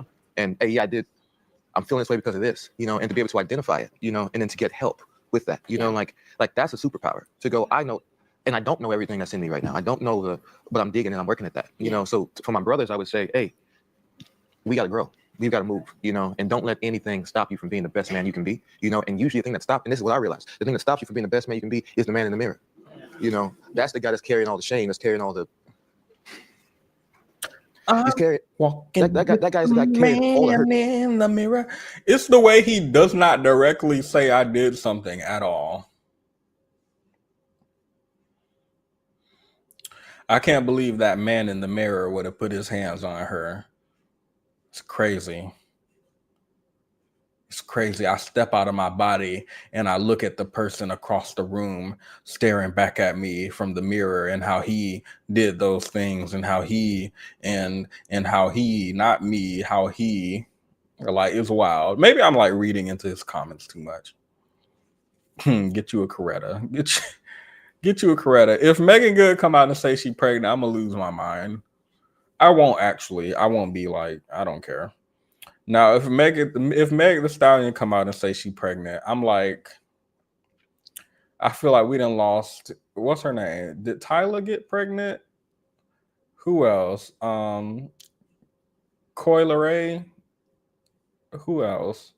Holly. Like, I feel disappointed when I see celebrity black women pregnant. I actually get disappointed. I know I shouldn't, and we should celebrate life, but I actually get disappointed. If Meg the Stallion got, I don't know what I'm gonna do. I don't know what type of hope I'm gonna have. I'm like, career, success, fame, bam. Now here's Lil Aki got you pregnant. What is that man's name? Hold up. Y'all remember, what's her name? China? Disney? What is her name? I wish I could remember her name. She's like the girl from Disney. Do y'all know who I'm talking about? She's like the Sky Jackson. Thank you so much. Hold up.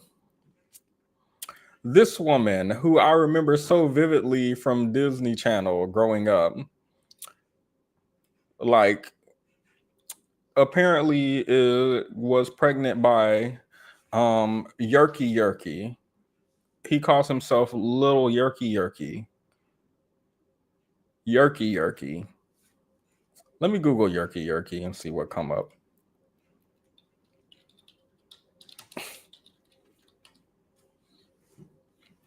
Nothing. Let me Google Yerky Sky Jackson. Okay, there we go. So nobody. Oh, he has a mugshot. So that's him. Who is he? A nobody. He's not Googleable like she is. What does he do? I mean, maybe he raps or something. I don't know. Yerky. Sky Jackson's alleged baby daddy, Yerky, arrested and struck by a car. Sorry. I'm sorry. I apologize. That was inappropriate. I'm sorry. Yeah, why they threw hit by a car in there? That caught me off surprise. Sorry. She had the baby. His name's DeAndre. You're not gonna convince me his name DeAndre. This man is Yerky. Oh, DeAndre Bergen. Okay, anyway. That's enough of that. The point is, I get disappointed whenever I see like Black women who I respect so much, and then Yerky come into the picture. Hey, let's get pregnancy. Who cares about a marriage? Who cares about my income? Who cares about whether or not I have status or fame like you do? Who cares about where my life is going? Who cares about if I'm gang banging? Let's just do pregnancy, and then like, I guess I leave you, or yeah, I don't. Maybe he need the life of a strong Black woman, the love of a strong Black woman. That's apparently what Jonathan Majors needs to change. Therapy and that stuff, ridiculous. Let me just go marry a Black woman when these abuse stories coming out about me, so I can try and combat those news headlines. You know what I mean? And he gets tired. You know what I mean? He gets really tired.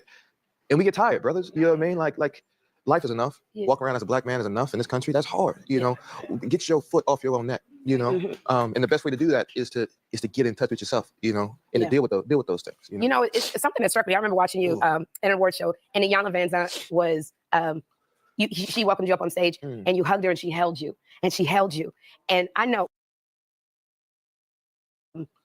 She welcomed you up on stage, and you hugged her, and she held you, and I know. I don't remember this. Thank you for the super chat, by the way, Front Porch Gardener. I don't remember this. I know I've seen Ivana, I think, before, and I already know her character based on what I've seen. And this is not out of character. I just don't remember her interacting with Jonathan Majors at all. Where is he in this? Hollywood Unlocked Impact Awards. Where hold up.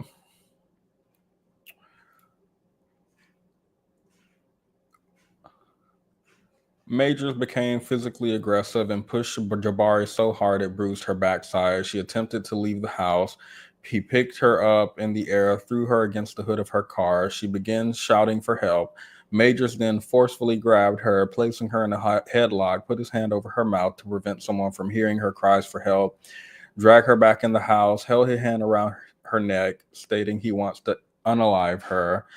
He then started hitting her head against the marble floor while strangling until she felt she could no longer breathe, then pleaded with her not to go to the hospital so he don't get caught.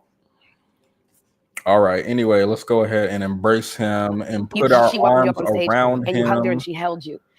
Like, yes, you just need a hug. Look at these beautiful Black women in the crowd just surrounding our king. Iyanla. Jonathan Luther King. I think I'm going to go with Martin Luther Majors. I think I'm going to stick with Martin Luther Majors.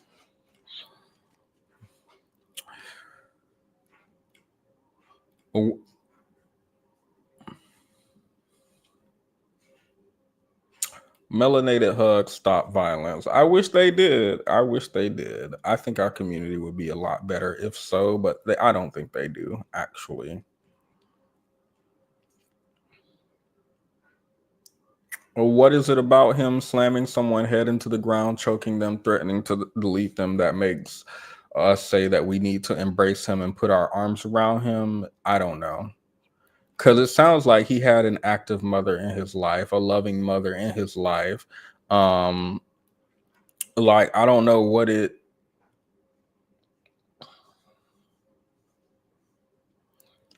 Was the problem in his life a lack of community? I don't think so. Is a hug going to fix an abuser? I don't think so. Should we hug an abuser? I don't think so, especially not one who can't even take accountability for the stuff that he did, nor acknowledge he did it. Because how much have you heard about the victims since we started this live stream? Aside from me going back to this article and reading this tired article, I know this article is tired of me reading it over and over again, and y'all are tired of hearing me read it over and over again. Aside from me reading this article, how much have you heard out of this man's mouth about the victim or victims? Have you heard him? I understand exactly why she feels that way. I apologize to her. I can't believe I put her through that. I can't even begin to understand what she must feel right now. Have y'all heard anything about these victims at all since this man came and did any of these 17 interviews that he's gone around doing? Have you heard anything about a I apologize to the victim? No, but this man is convinced that he's taken accountability over the past 2 years and that he's a changed man who can't even say, I did what they're accusing me of doing publicly. He can say it in that leaked audio.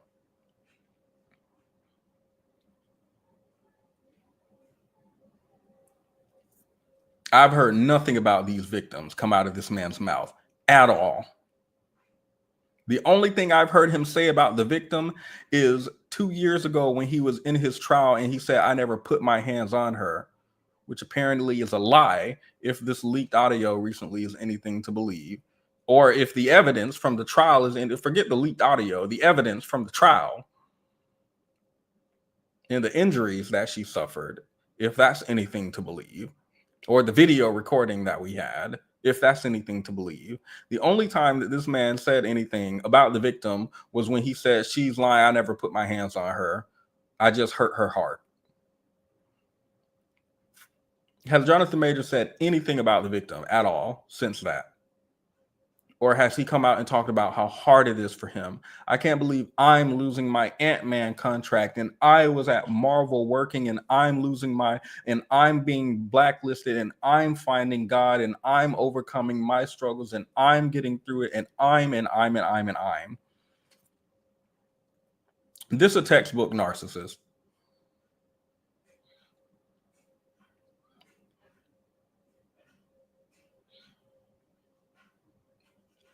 And these people just putting their arms around him. He just needs a hug.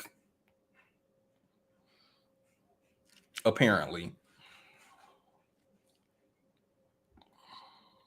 Was she welcomed you up on stage and you hugged her and she held you. And I know there have been women of color who felt you deserved a second chance to rebuild your life. What has the support been like for you from women surrounding you in your life, Jonathan? So I'm just looking at that. Yeah, we all looked at that. Like you just couldn't stop. You let go. Yeah, it's been really beautiful. You know, primarily because so much of my we talked about the incidents in my youth. Like you wear that, and people sometimes confuse their character with their trauma. You know what I mean? And you start moving a certain way and having certain limiting thoughts because of something that happened to you. Yeah. And when I see sisters holler at me in the street, you know what I mean? When I'm walking down the road and they just pull me aside and want to pray with me on the corner, it goes, oh, I feel emboldened and I feel confident and I feel encouraged to keep going the way I was going, keep going to the help, you know what I mean? And when I look out here and I see all these sisters, I was like, I don't know if they paid y'all to clap or what, but man,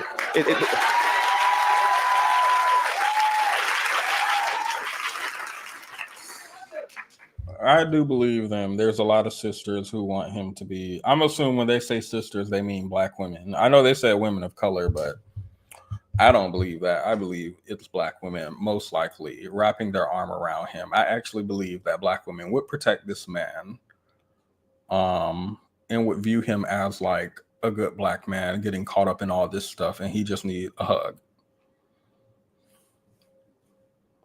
Black women pulling him aside to pray over him.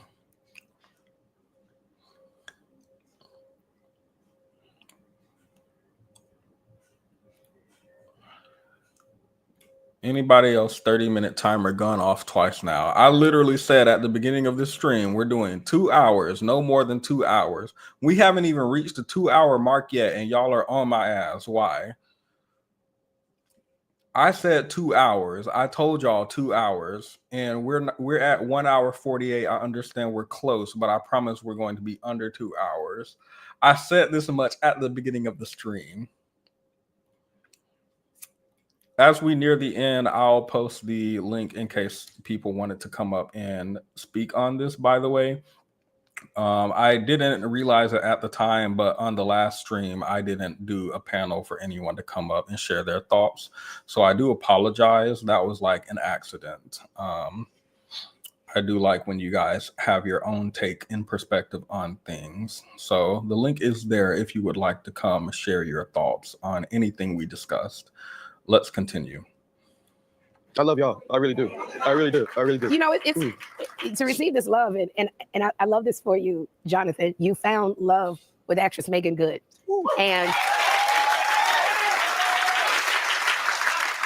and then I woke up this morning just to go to get some water, and I read that y'all got married yesterday. You was a married man. You was a married man. What did you read the day before that? The day before they got married, what you read in the newspaper about him? That's my first. Why you got married one day after the abuse claims came out? That seems like intentional. Was it, or was it just coincidence? How long have y'all been planning to get married, or did you just spring it on her that day? Like, hey, I think we should go ahead and just get married today. Why? No reason. Just think this is a good day. Yeah. I'm gonna need to see that certificate too. One of y'all said that in the chat earlier, and I'm like, did they actually get married, or was it just his mom saying they're married? I need to see some paperwork. Dr. Umar called it his white man paperwork.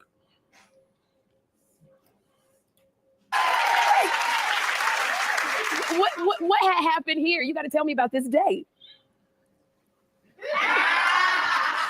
I said to Megan yesterday, I said, today might be the happiest day of my life. Yeah, I love that woman so much. So how did it happen? Well, Lord, Sherri, thank you. How did it happen? We fell in love? That's the question. No. How'd it happen? Basically, like, this abuse article came out. I'm gonna keep saying this. This abuse article came out. I was so scared that this movie I have coming out wasn't gonna do good, because now this leaked audio of me admitting to the abuse came out. So I want to get married like right now, so I can try to suppress those articles. Otherwise, it will be bad for my career. I think that's what he's gonna say. Let's see. Lord, Sherri, thank you. How did it happen? We fell in love? That's the question. No. I asked her father first, right, in Paris, if that was all right. And he said, that's cool. It was a longer conversation. Thank you, I'm tripping. And my makeup is good. No, you're not. Yeah, so it was always the plan. Yes. Right? And my mother passed her. Yeah. And she came from Dallas, where I'm from. And you gotta get up for Dallas. Or Houston. Yeah, you had mom come. And she came to the premiere, the LA screening. Yeah. And my mother had never been to one of my screenings. And we had told her that, hey, we're gonna Invincible, he's not a good actor in anything I've seen at all. I've never seen him act good. I feel like that what he's doing right now is the same way he acts in everything. A man who thinks he's this reincarnation of Martin Luther King. That's what I felt when I was watching Ant-Man and the Kang. Hold up. Hold up. Where's this poster I saw? The fact that he plays Kang. Hold up. I can't find it, but there was like this meme and it said, we was Kangs. We was Kangs, but it was Jonathan Majors' character. Hold up. We was Kangs. He had the little hat on and oh my God. Got it. We was Kangs. The fact that he played somebody named Kang, I remember finding that so funny. He is acting his ass off over here. How did you and Meg decide to get married? I mean, that day just seemed like the right time. Just acting a fool. Megan's career will not survive this role. Well, I don't actually know what Megan was doing prior to this. Was she acting? I think she acts, right? I remember her in some stuff. But I thought she was just, I didn't think she was still doing stuff. I thought she was just acted when she was younger and now just being rich. And like, you know, iCarly, y'all remember her? Miranda Cosgrove. She played the hell out of that role and then she just out there being rich after. Ain't done nothing else. Harlem on Prime. Kang. She played in Kang. I've had the pleasure of never. I saw something. What was he in?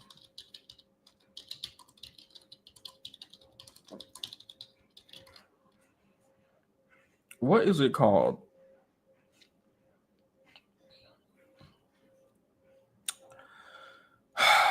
It was a show. It was like a space alien show. I remember we all watched it together actually in the Discord. He was fighting aliens with the light-skinned woman.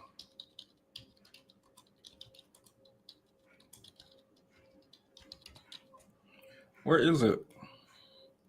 I can't find it. All I can find is Meagan Good marriage.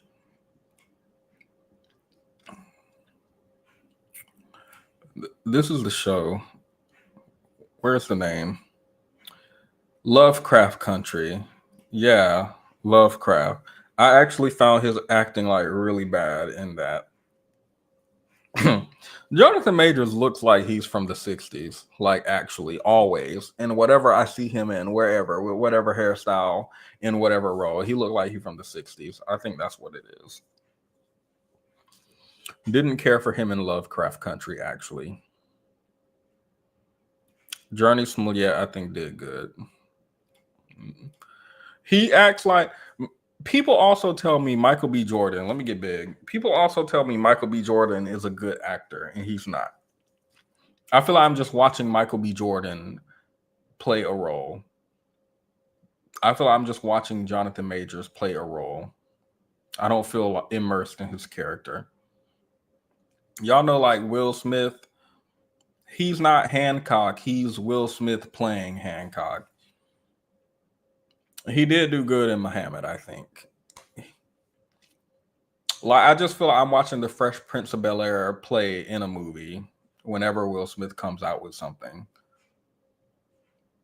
I can't immerse myself in it. I think y'all probably just immersing yourself in Michael B. Jordan abs. That's what it sounds like, Sakara, based on these comments. Now, y'all be sure to leave a like on your way in. I see 110 people, so when I check, there should be 110 likes. Thank you. We're gonna do this thing, and we did. My mother married us yesterday. Her mother was there. Yeah. Stop the show. I just checked the likes. I have 1 like. Let me zoom in. Y'all can't see that. Where'd it go? I have 1 like, and it's mine. I have 1 like on this video, and it is my like. I'm gonna need y'all to step up before we continue. There is 1 like on this live stream, and it is my like. If I unlike it, it goes to 0. Y'all see this? There is 1 like on this live stream, and it's mine. This is diabolical.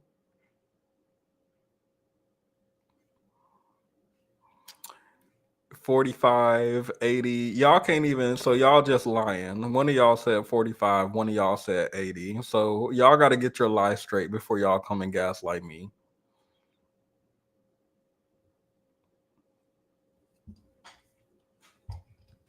That is out of pocket. Let's continue. I'll wait for those likes to get up. Her mother was there, and yeah, we had these rings, and we got them engraved in Hawaii. But after I spoke with the father again. Yeah. And we finally got to do it, but it was always a plan, you know. So wow. Yeah. Before I know you were coming back, but I just want to say to you, what makes you smile, Jonathan? How did you get your smile back? Wow. That's what makes Jonathan smile. Let's see. Before we do that, on September 20th, 2022, the situation escalated. According to the lawsuit, Majors became physically aggressive, pushed her, bruised her backside. She tried to leave. He picked her up, threw her against the hood of the car. She shouted for help. He forcefully grabbed her, placed her in a headlock, put his hand over her mouth to prevent someone from hearing her cries for help, brought her back in the house, put his hands around her neck, said he wants to kill her, start hitting her head against the marble floor while strangling her until she couldn't breathe, and then texted her, told her not to go to the hospital or police. All right, now let's see what his favorite thing is. What makes him smile? I just want to say to you, what makes you smile, Jonathan? How did you get your smile back? Wow. That's, I got a buddy. How did you get your smile back? I'm sorry, I was gonna let it play. This irks me so much. How did you get your smile back after all you went through? You have lost your damn mind.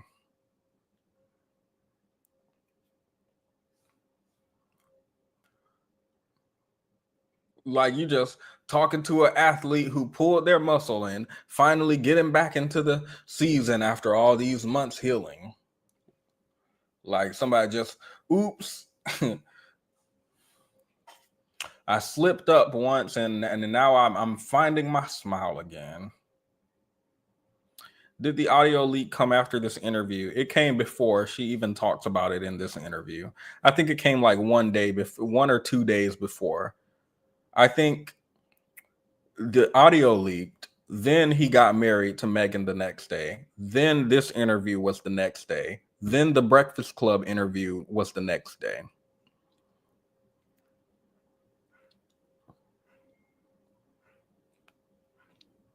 What gives you your smile? Let me tell you what would make me smile if this man was under the jail. What would bring? Let's talk about Jabari's smile, who he was apparently choking out and covering her mouth and putting her in a headlock so she couldn't yell for help. Well, let's talk about what would bring her smile back.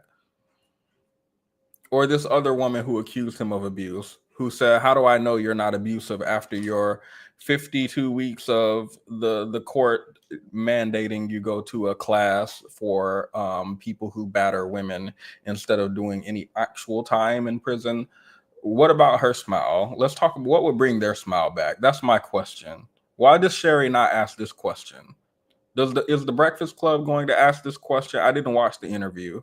Can y'all let me know if you watched it? Does the Breakfast Club ask about what's going to bring their smile back?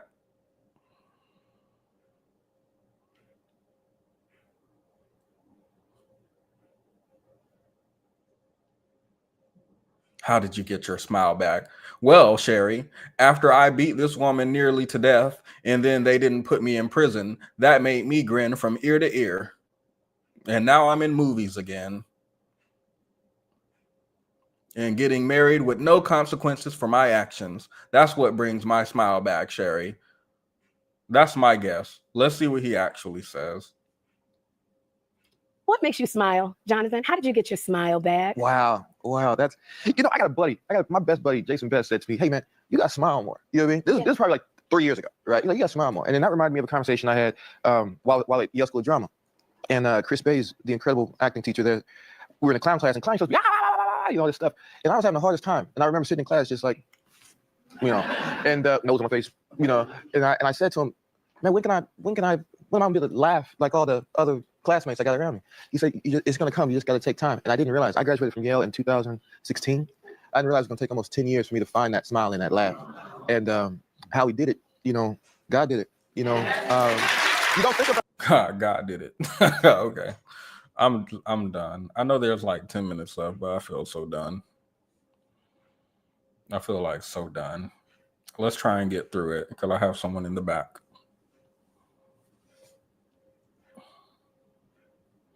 Yeah, wasn't there people at his school that he went to, like his theater school, who were saying all the way back then he was abusive? They were claiming, like, for his whole life. I think there was even reports that he was being violent before he went to post-secondary school.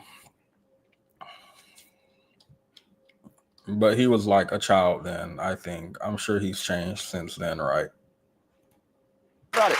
I'll say this. You don't think about it. Trials and tribulations that they can lead to joy. Yes. You know what I mean? And the amount of weight and the amount of struggle you have to go through. I mean, we say it all the time, like joy comes in the morning. For me, joy came 10 years later, but I found it. But it came. And I don't want you to go anywhere. Yep. Because up next, we're chatting with Jonathan about his new film, Magazine Dreams. Keep it right here. Okay. From Jonathan Major's new film, Magazine Dreams. I already know you're a talented actor, but watching this film was so uncomfortable because I was there with you. You were so desperate love and acceptance, and so many things were going through you. Like, can you tell us about the movie? Yeah, in a nutshell, there's a lot of movie there, right? So, all right, I don't really care about the movie. Oh, his whole there's also childhood, World. World, thank you. So beautiful in it. I cried because portrayed this. I cried because being a bodybuilder, he comes up against some trials and tribulations, and ultimately he finds no spoilers, but that's the game. That's the film. I cried because my son moves through the world in a different way. Yeah. So to see you portray this character, it touched my heart. So that's why I cried, because you so beautifully portrayed this man who just moves through the world. Thank you. I appreciate that. It really meant something to me watching that movie when I watched you, Jonathan. You're so beautiful in it. Matt. Okay, well, he reminds her of her son. So that's interesting. Maybe we should investigate. Maybe we should investigate your son. Like, actually, well, she said his character. We see you, we love you. In Hollywood, who have had challenging moments. And I got to a certain place in that we believe in you, brothers. And so how does it feel knowing your colleagues, your peers are saying these things about you? It's and Michael B. Jordan. They have all, when I watched you, Jonathan, you're so beautiful in it. Matthew McConaughey, Whoopi Goldberg, and Michael B. Jordan, they have all expressed support for you and your return to the big screen. This one is so important right here. And Michael B. Jordan said, this is important. Michael B. Jordan said that he wants to work with you again. So how does it feel knowing your colleagues, your peers are saying these things about you? It's fantastic. You know, there's a point where I wanted to give up on myself and I couldn't, you know, and then I kept driving, and then to look up and see friends, you know, colleagues, brothers, they go, hey man, yeah, you're down, you know, but we believe in you now. Right. Yes. And that's the important part, that like, we pushed, right? And I got to a certain place and they say, we see you, we love you, and we believe in you now, you know, and what you're going to do forward. And that meant the world to me. You know, I just want to say this because there's been so many people in Hollywood who have had challenging moments and they've been given second chances. And we're both people of faith. And I believe that God is a God of second. Okay, they shouldn't be given a second chance if they put their hands on somebody.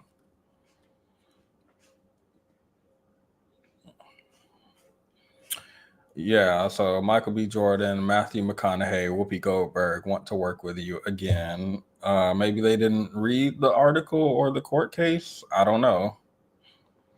Or maybe they did. Even more disgusting, maybe they did. Hello, Purple Lover. How are you?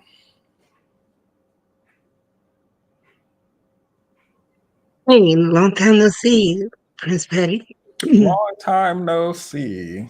Here we are, me and you, me with the Jonathan Majors haircut and you with the Purple Lover name. Yes, I'm so glad to see you back. And I like the eyebrow too. I know it's the eyebrow. Thank you. My friends hated it. My friends hated it.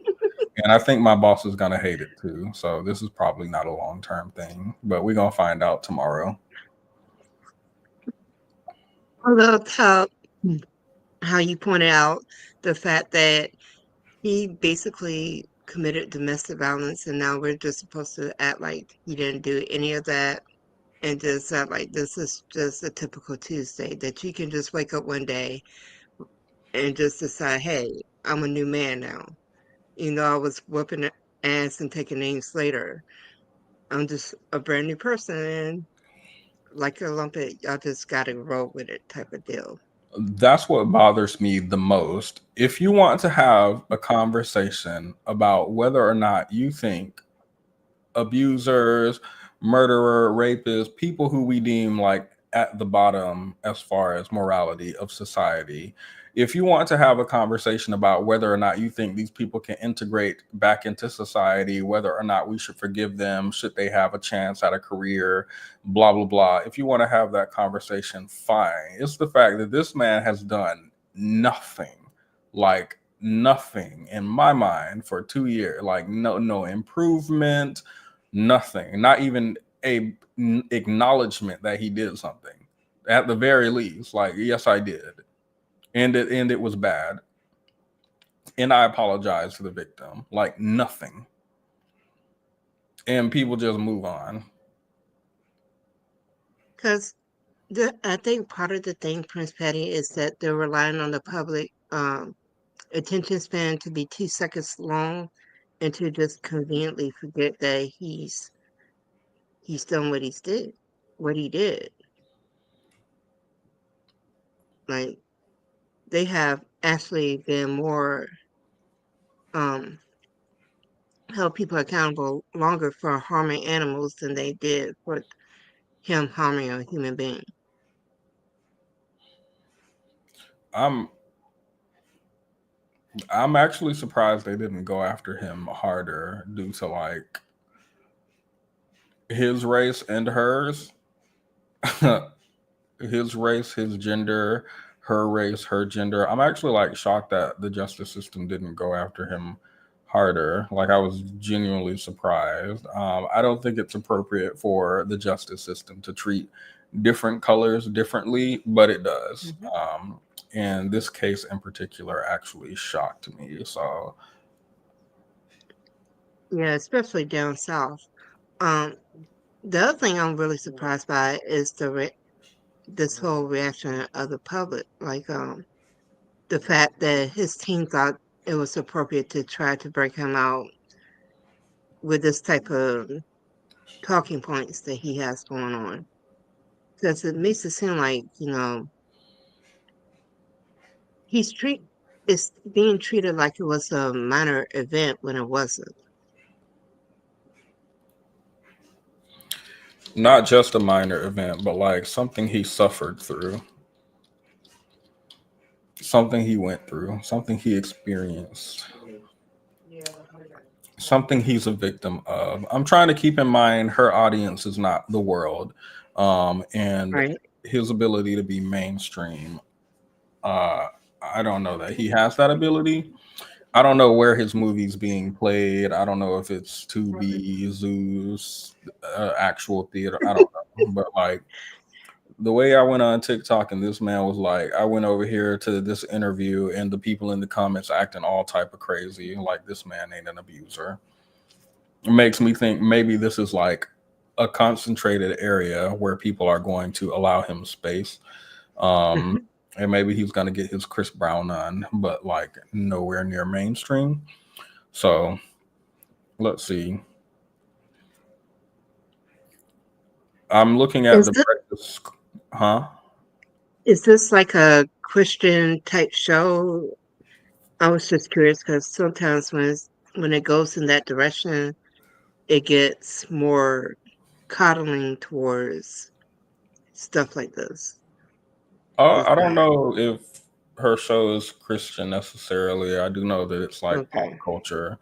I haven't watched just because Wendy Williams leaves very big shoes to be filled, and she does not fill those shoes for me. So Wendy gonna have to come out of retirement or have a child or something to come and take that legacy because something has to be done. I can't be watching Sherri Underwood. I need. Oh, this is Sherri Underwood. Wendy Williams Jr. Not Sherri Underwood. Sorry, Sherri Sheppard. Oh, Sherri Sheppard. Okay, I know who that is. Yeah, she's kind of like in that whole vibe of just accept a lot of foolishness. So that makes sense why the audience would be the way that they are. Like Yes, I'm reading. I think she was like one of the hosts on The View because it's been a long time since I've seen Sherri Sheppard in anything. But that would make sense with it being her show while they're responding the way that they are, because she's messy herself. This is kind of like some stuff that she kind of like would tolerate. So it makes sense that the audience would reflect her.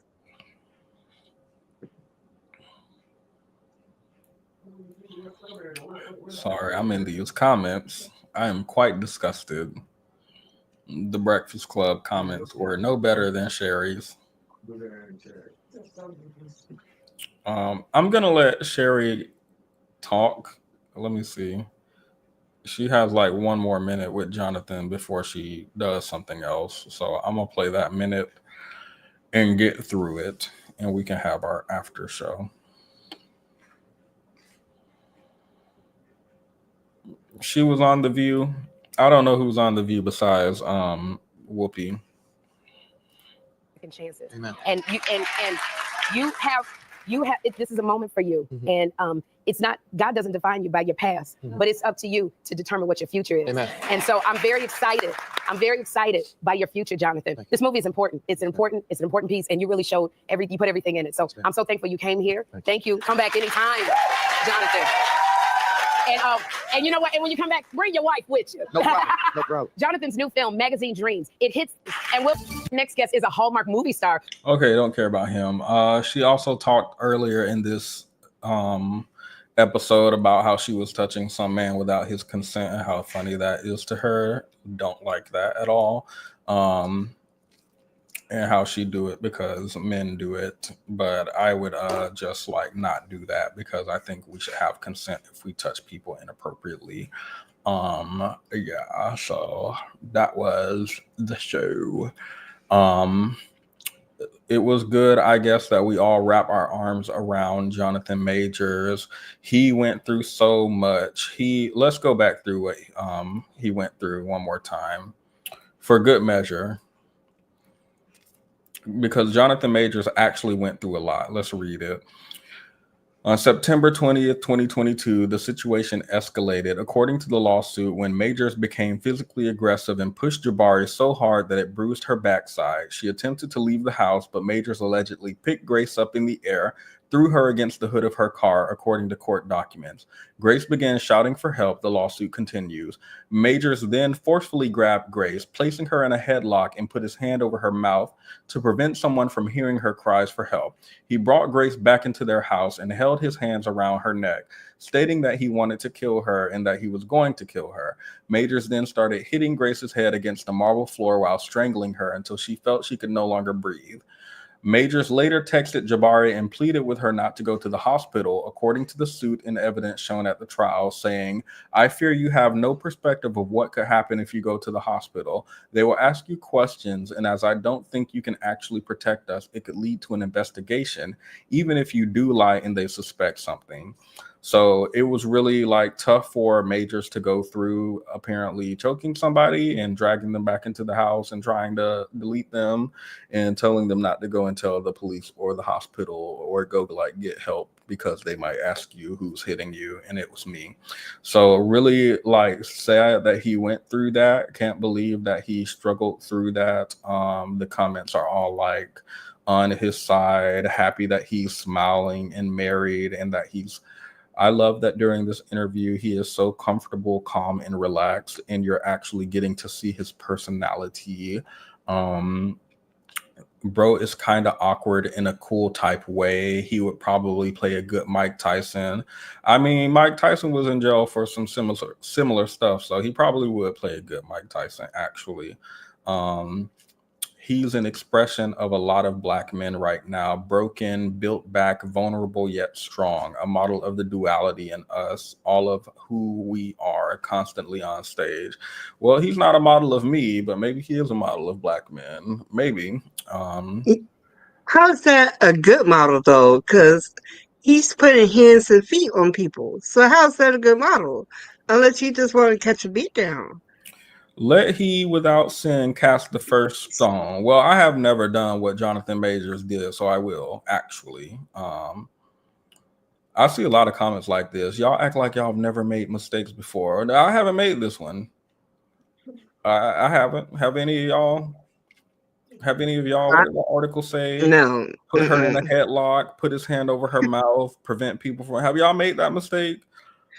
No. Her into the house and don't have no desire to make it. If y'all made that mistake, don't cast the first stone. If y'all have made mistakes too. Anyway. Yeah, because that's an everyday mistake, right? That's an average Tuesday mistake to make. Here's one. You can tell he's a good dude. Things should have never escalated the way they did, but he's still taking accountability for his part.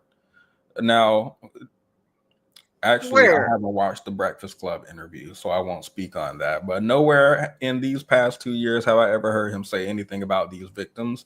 I just hear him saying that he's going through a lot. It's accountability in the room with us. I just want to know. Hey, Venus. Welcome to the chat. God doesn't define you by the past. Tell the people of Noah's time that.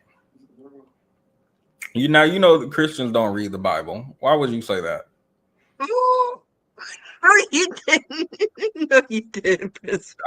I've been in church most of my life, and I know that Christians don't read the Bible. I do have to agree because I actually quoted a scripture from the Old Testament and literally undid that lady's faith in like a matter of seconds. I'm like, sweetie, if your faith can be undone by one Bible scripture, you didn't have it to begin with. They don't want to read that Bible because it's gonna make it hard to stay faithful. That's my belief. Or they don't care enough. I think a lot of people just use religion to like justify, I don't know, submitting or doing whatever, and don't actually like engage with the religion at all. So Christians don't read the Bible is diabolical. It's diabolical what's happening. I didn't make it happen. I just said it. Nothing I said is diabolical. What's happening is diabolical. That's what's diabolical. Diabolical. So the Breakfast Club interviews next. I'm going to watch that privately and see what happens during it. I don't feel like covering it because it's an hour and 10 minutes long. And y'all know I do hour-long streams max. I did say we were going to do 2.5 hours max on this stream, and we are under that time. So I'll play my outro and we can have a short after show and then get out of here. Okay, cool. I would have been swallowed up. Have you ever been swallowed up? Swallowed up. Have you ever been swallowed up? Swallowed up. Have you ever been swallowed up? Been swallowed up. Been swallowed up. Been swallowed up. Swallowed up. Have you ever been swallowed up? Swallowed up. Been swallowed up. Swallowed up. Been swallowed up. Swallowed up. Swallowed up. Swallowed. Been swallowed up. Swallowed.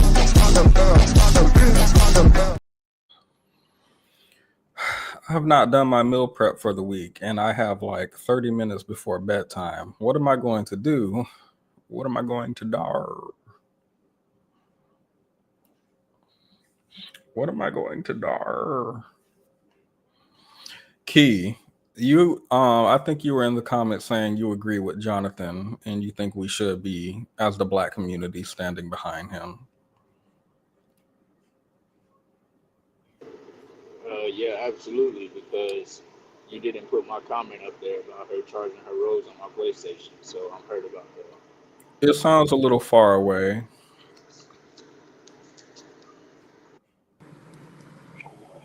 You heard about you not putting my comment up there on the screen. This comment? Exactly. That needs to be addressed. Can you read that comment out loud, please? It caused us to make a mistake. We all make mistakes. Can you read that comment out loud, please? For the people who might not be at their screen. My throat hurts. It says you charged her rose on my PlayStation. I think everybody know what that means. I'm not going to elaborate on that. I don't know what that means. Can you explain? No, you're gonna have to Google that one. Mm-hmm. What do you Petty, have? I can't stand you. What do you have to say, sir? Huh? Oh my God. You're so wrong for that. What do you actually have to say, Key? No, that was the only reason why I came up. I was gonna come up earlier and get on the situation with Jonathan Majors, but I decided just to watch and listen because I've seen a lot of that stuff firsthand, and I didn't want to disgrace Sherri Sheppard too much, so I just decided to watch and listen. But yeah, I just came up to be a clown for a second. Key, we have people in the chat lost and confused and needing help to understand what you are saying, and you just don't want to explain to us. Alicia, you're gonna have to ask. They're lost and confused. I'm confused. They're lost and confused about. I'll just say to ask them now, actually. I don't think we'll explain here. I don't think this is the time or place to explain. But just Google. Just Google. So I feel if you Google it, you could find some PG-13 stuff, and you don't have to be exposed to the full deal, but you could Google it. Mm-hmm. So you had thoughts on Jonathan? You said on Martin Luther Majors. Yeah, absolutely. He's a diabolical individual. weird fact about people that are like in his mindset and that act like him and do the things that he done. They actually really do try to take women. So this is like for abusers like him and then women, right? Victims.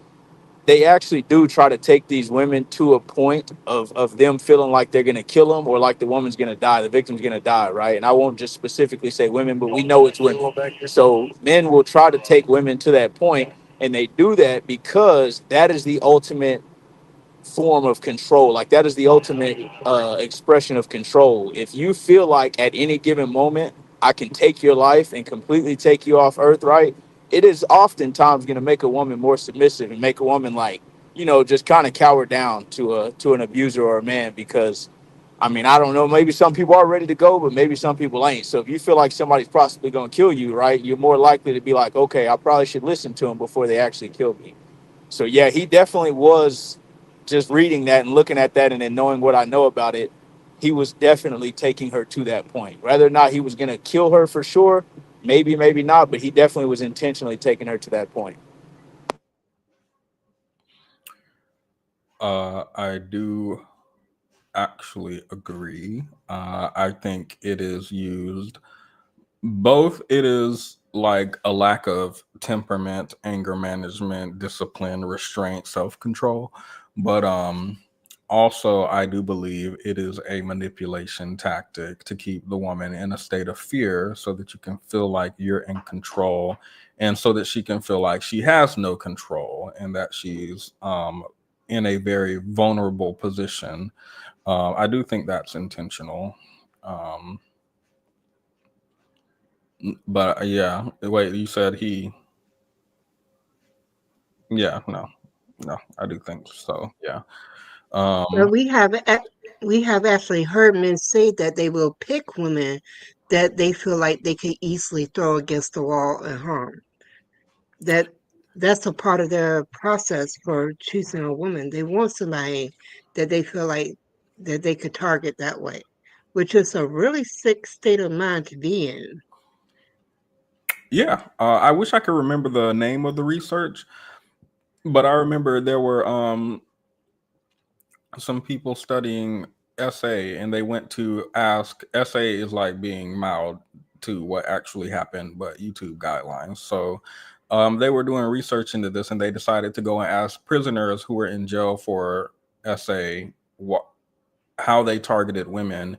And they targeted women who, the reason I was looking into this, by the way, is because there's like conversation always whenever someone's victimized, specifically a woman usually, about what she was wearing, where she was, what she was doing, and stuff like that, but especially around what she was wearing. And this research looked into that notion, and I believe what they found was that they tended to choose conservatively dressed women who look more vulnerable as opposed to the girl who like has on damn near lingerie out in the club dancing, who looks confident and strong and such like that. They do look for like weak prey is what I'm got from reading that.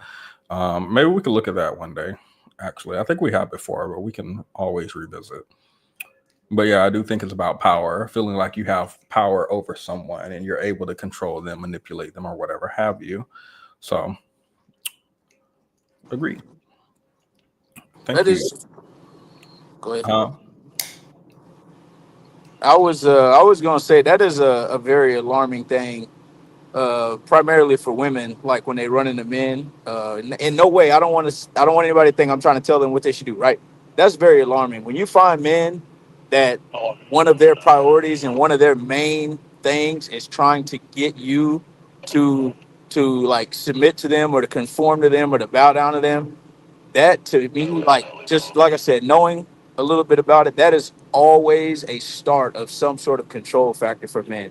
And abuse doesn't always have to be physical. Obviously, we know that, but that right there is one of those telltale signs that that man he got issues. He got more going on than what you're seeing. Because no man should be trying to force a woman to bow down to them or to cower to them or submit to them or nothing like that. So when you run into that as a woman, just turn and go the other way. are you saying men who ask for submission are a red flag? I'm not saying that men that ask for it are a red flag. I'm not going to tell them that, but I'm saying it's a problem.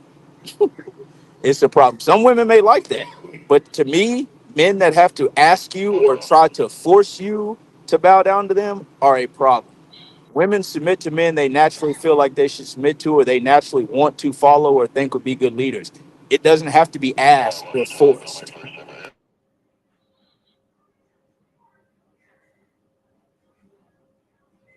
Well, generally, as a rule, good leaders are always drafted. Nobody has to force them into the position. I mean, they don't have to ask for the position. It's damn near thrown in their face. When you're a good leader, you don't have to ask for it. Believe me. And it's annoying as hell at times. But men who tend to want to be in control of others are wanting that control because they don't have control in their lives themselves. So they're seeking an external form of control because they're lacking it in themselves and in their lives. So that's the means to get the control back. And if you're seeing that, then yeah, that's a huge sign to just run the hell the other way because nothing is good is going to come out of that. Now we're getting into the territory of the family annihilator and what he'll do. I hate submission so much. I hate the word. I hate the conversation. I hate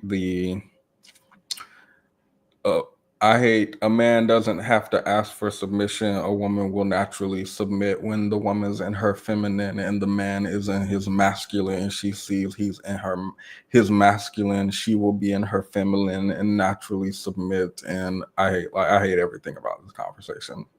All of it. All of it. Hate it. Can't stand a single part of it.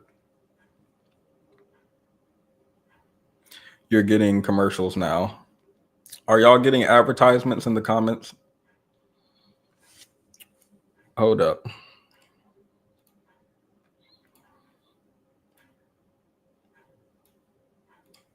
Well, we at the end of the show now. Y'all have to say that in the beginning. Hold up. You shouldn't be. I got like 4. Uh-oh.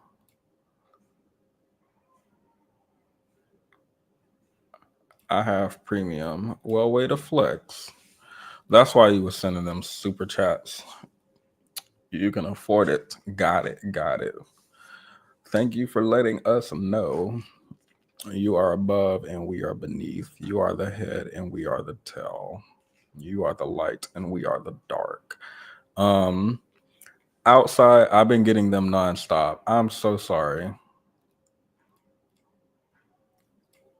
I don't think it was like this before I had the 2-month hiatus, so I'm gonna check into that. Because y'all did say that for the last stream too. I'm not sure why they're on during the stream. Ideally, I would like all of us to be together at the same time. So I'll look into that for the next one, and hopefully we don't have that issue again. I do apologize for that. There should be advertisement on it usually after the video post, just not during the actual live stream. So I do want to apologize again. Purple Love and Keith, thank you both for coming up.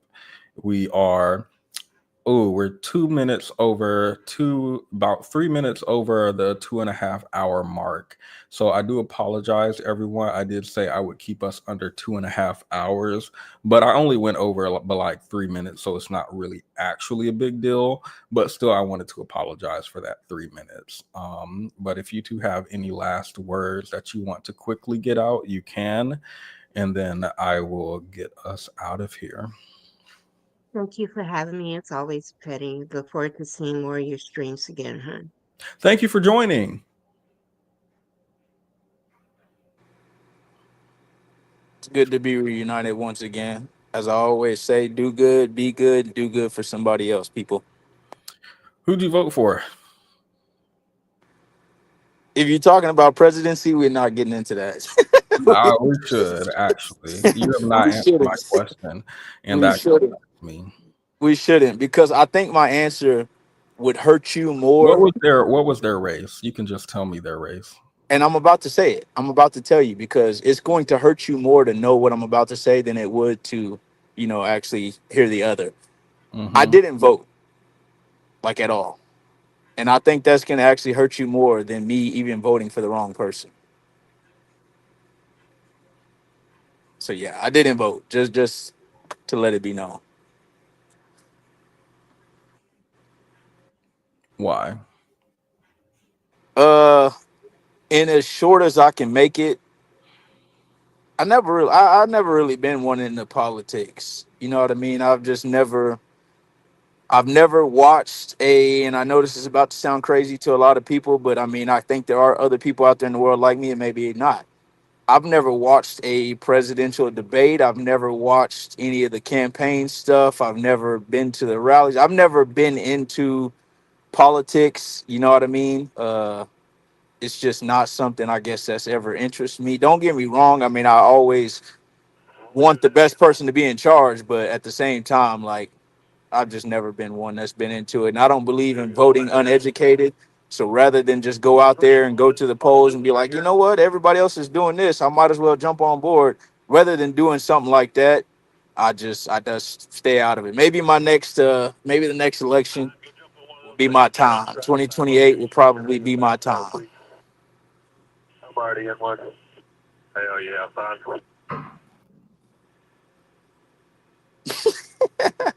You forced me to give you that answer. Strong man, got it. That's probably you.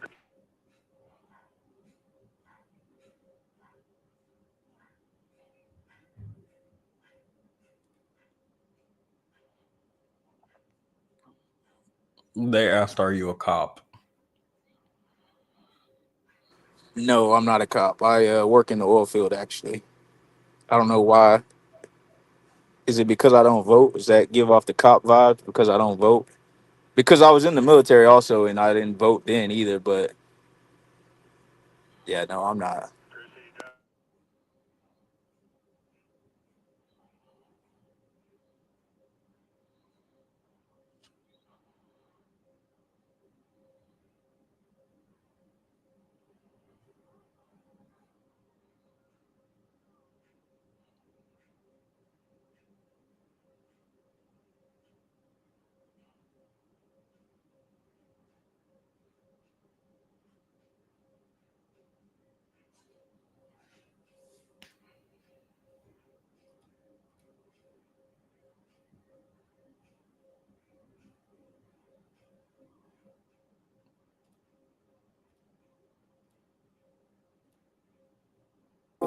I couldn't sleep at 8 p.m.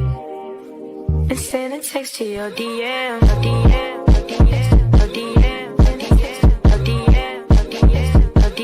Couldn't sleep at 8 p.m.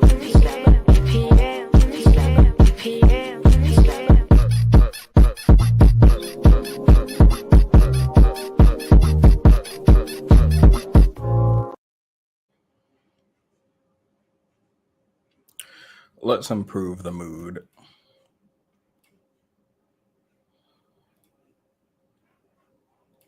You all right? What's your name? What's your name and your age and what you do for a living? My name is Mario. I'm 28. I'm a famous live streamer, and I bring like at least 130,000 a month. So whoever ready for me, come on. We gone. Well, nobody popped the balloon. We're gonna go down the line and see why they didn't pop the balloon. Okay. What's your name? What's your age? What you do for a living? I'm Grace. I'm 21 and I'm a waitress and a hairstylist. Okay, so why didn't you pop your balloon? What do you like about this guy? Maybe his income, but I can't see his face. So, You want me to take my mask off? Yes, please.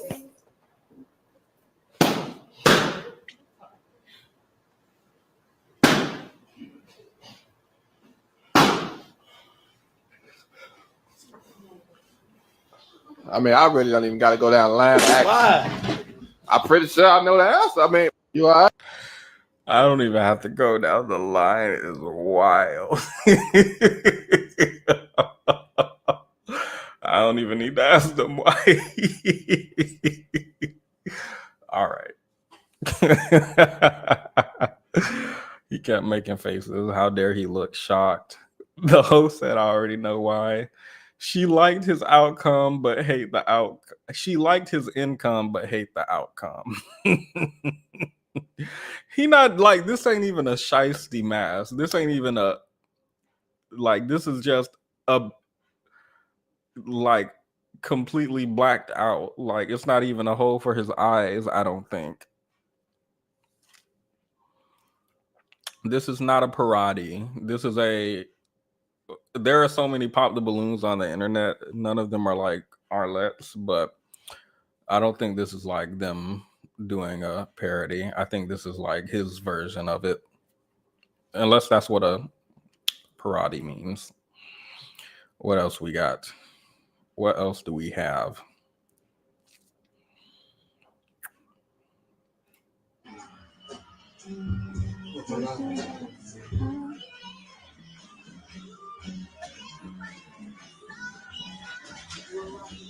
Who the fuck parked in my goddamn parking space? Happy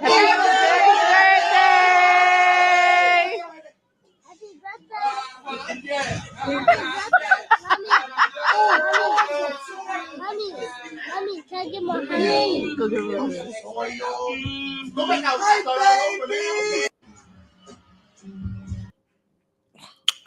They said Auntie been whooping ass for 59 years. She just put a cigarette out on the side of the steps on the way in. It's the hi baby from me. From gangster to grandma real quick. She's the family favorite. We all got one. I do have one, actually. Mommy, is it safe to get my hug?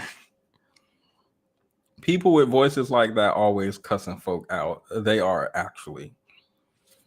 Probably was talking-ish all the way up the steps, too. All the way up to the door. That wig gonna come off about that parking lot.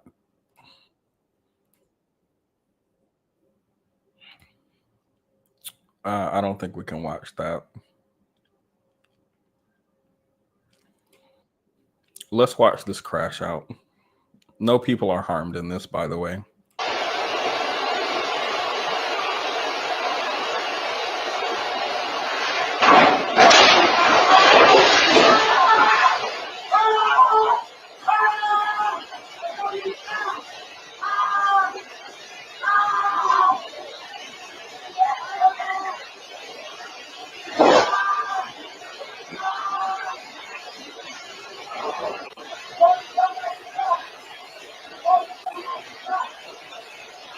In case you can't see, by the way, this like red pile of stuff right here are some clothes. I watched earlier and thought it was a person, but these are just clothes, it looks like.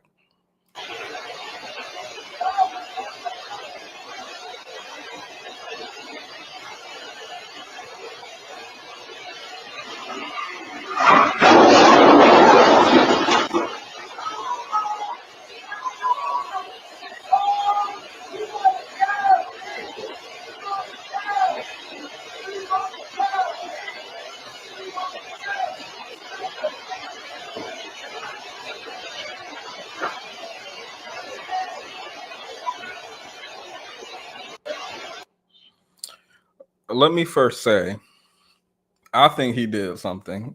I have absolutely no evidence, but I've never seen a woman drive a car into somebody twice and then get out the car when that fails and chase him. Let me also say, if someone has almost hit me 2 times with a 3,000-pound vehicle, that will instantly end my life if it touches me going more than 25 miles an hour, I would not be anywhere near that car jumping around or doing whatever. I would not. I didn't actually find this funny. What I found funny was the comment that I read under this, which says, he playing with fire and he winning.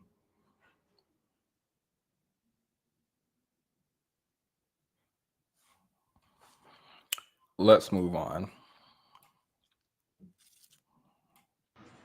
Don't drink all the milk, man. Don't tell me what the fuck you doing. This the first time I done had some. You had syrup before. No, I haven't. Why your fucking bowl so goddamn swole like that, bro? Don't drink all that milk. I'm dead ass serious, bro. Listen, let me tell you something. Did you buy any motherfucking milk? Did you buy any motherfucking milk? Don't drink all. Let me tell you some. He means business.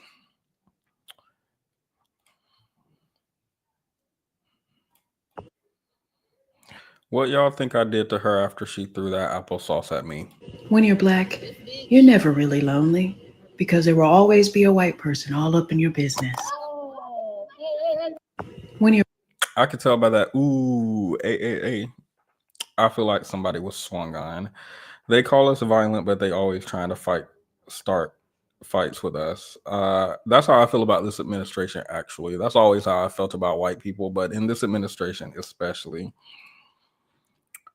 I really hate a throw a rock and hide their hand type of person. I think those are all I have for you guys today. Oh, how could I forget this one? Yeah, well, I'll sit right here. Oh, well, hell yeah, you will sit down right here. Yeah. So you ain't tell me you was married. You never asked.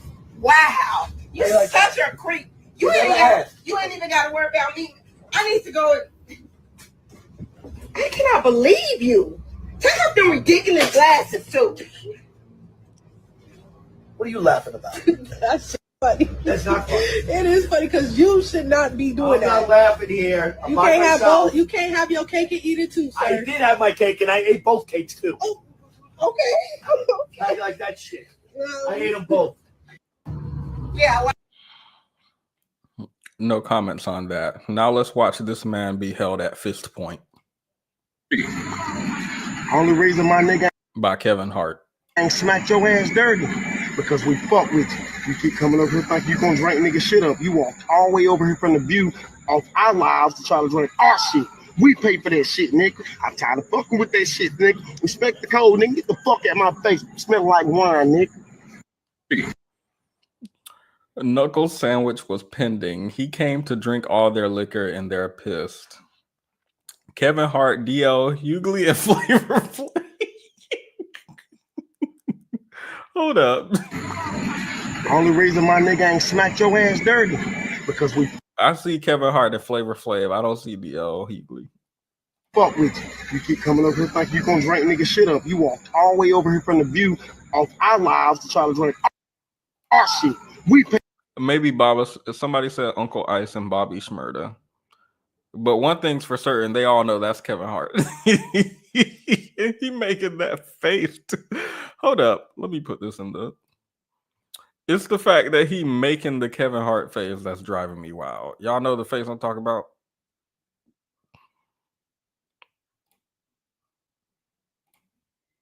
Pay for that shit, nigga. I'm tired of fucking with that shit, nigga. Respect the code, nigga. Get the fuck out my face. Smell like wine, nigga.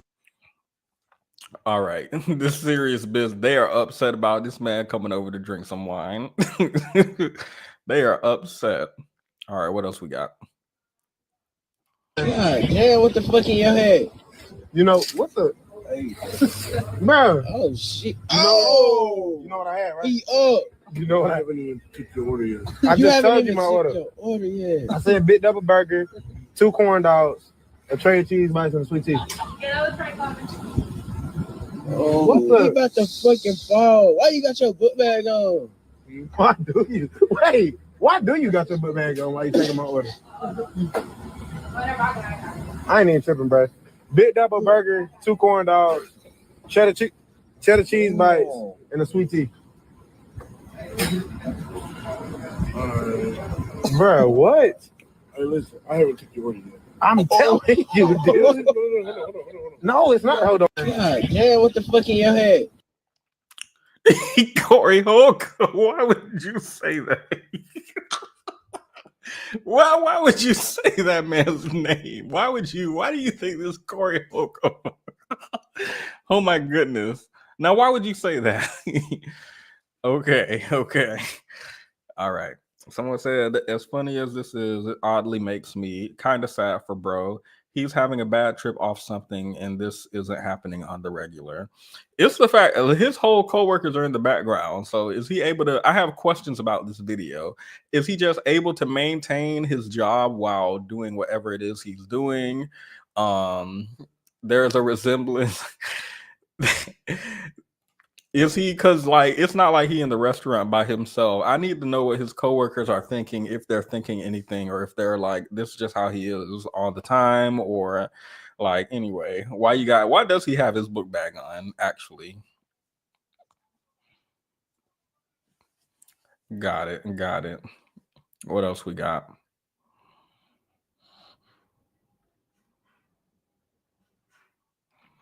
This rapper going viral for shooting himself in the leg during this. And choices we got in life, those were your choices. Who shot who? Somebody got shot? I hope. Who shot who? He's played these games before. Bringing a gun to an interview with no safety and one in the chamber is crazy work. Take them guns out those tight-A pants. The embarrassment hurt him more than the bullet. I could tell the host been through way too much just off his reaction. Okay, I think that's all I'm gonna give you guys today.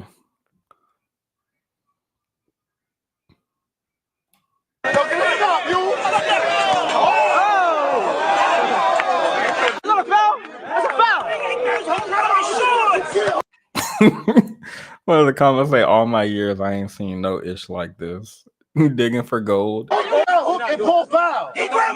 He's playing Diddy ball.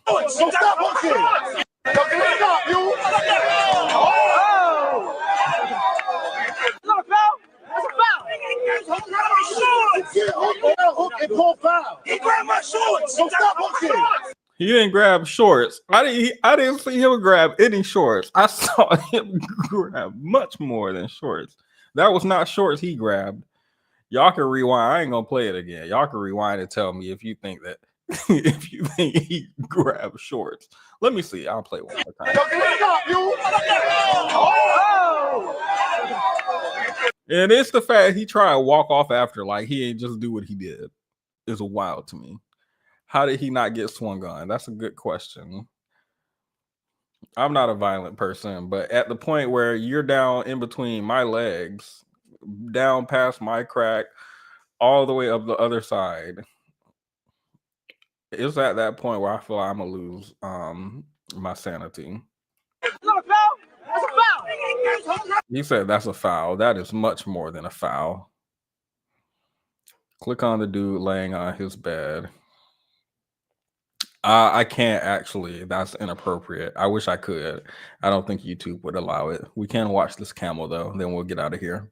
Dog, while I'm at Somerset and they got flying giraffes in this motherfucker. Y'all see this shit? No, that's not the giraffe. That's the caramel. They got flying caramels. I think this is AI. All right, guys. There, I'm in a better mood. Okay, with that being said, thank you all for joining. I do appreciate you all being here. If you haven't already, please leave a like if you like the video.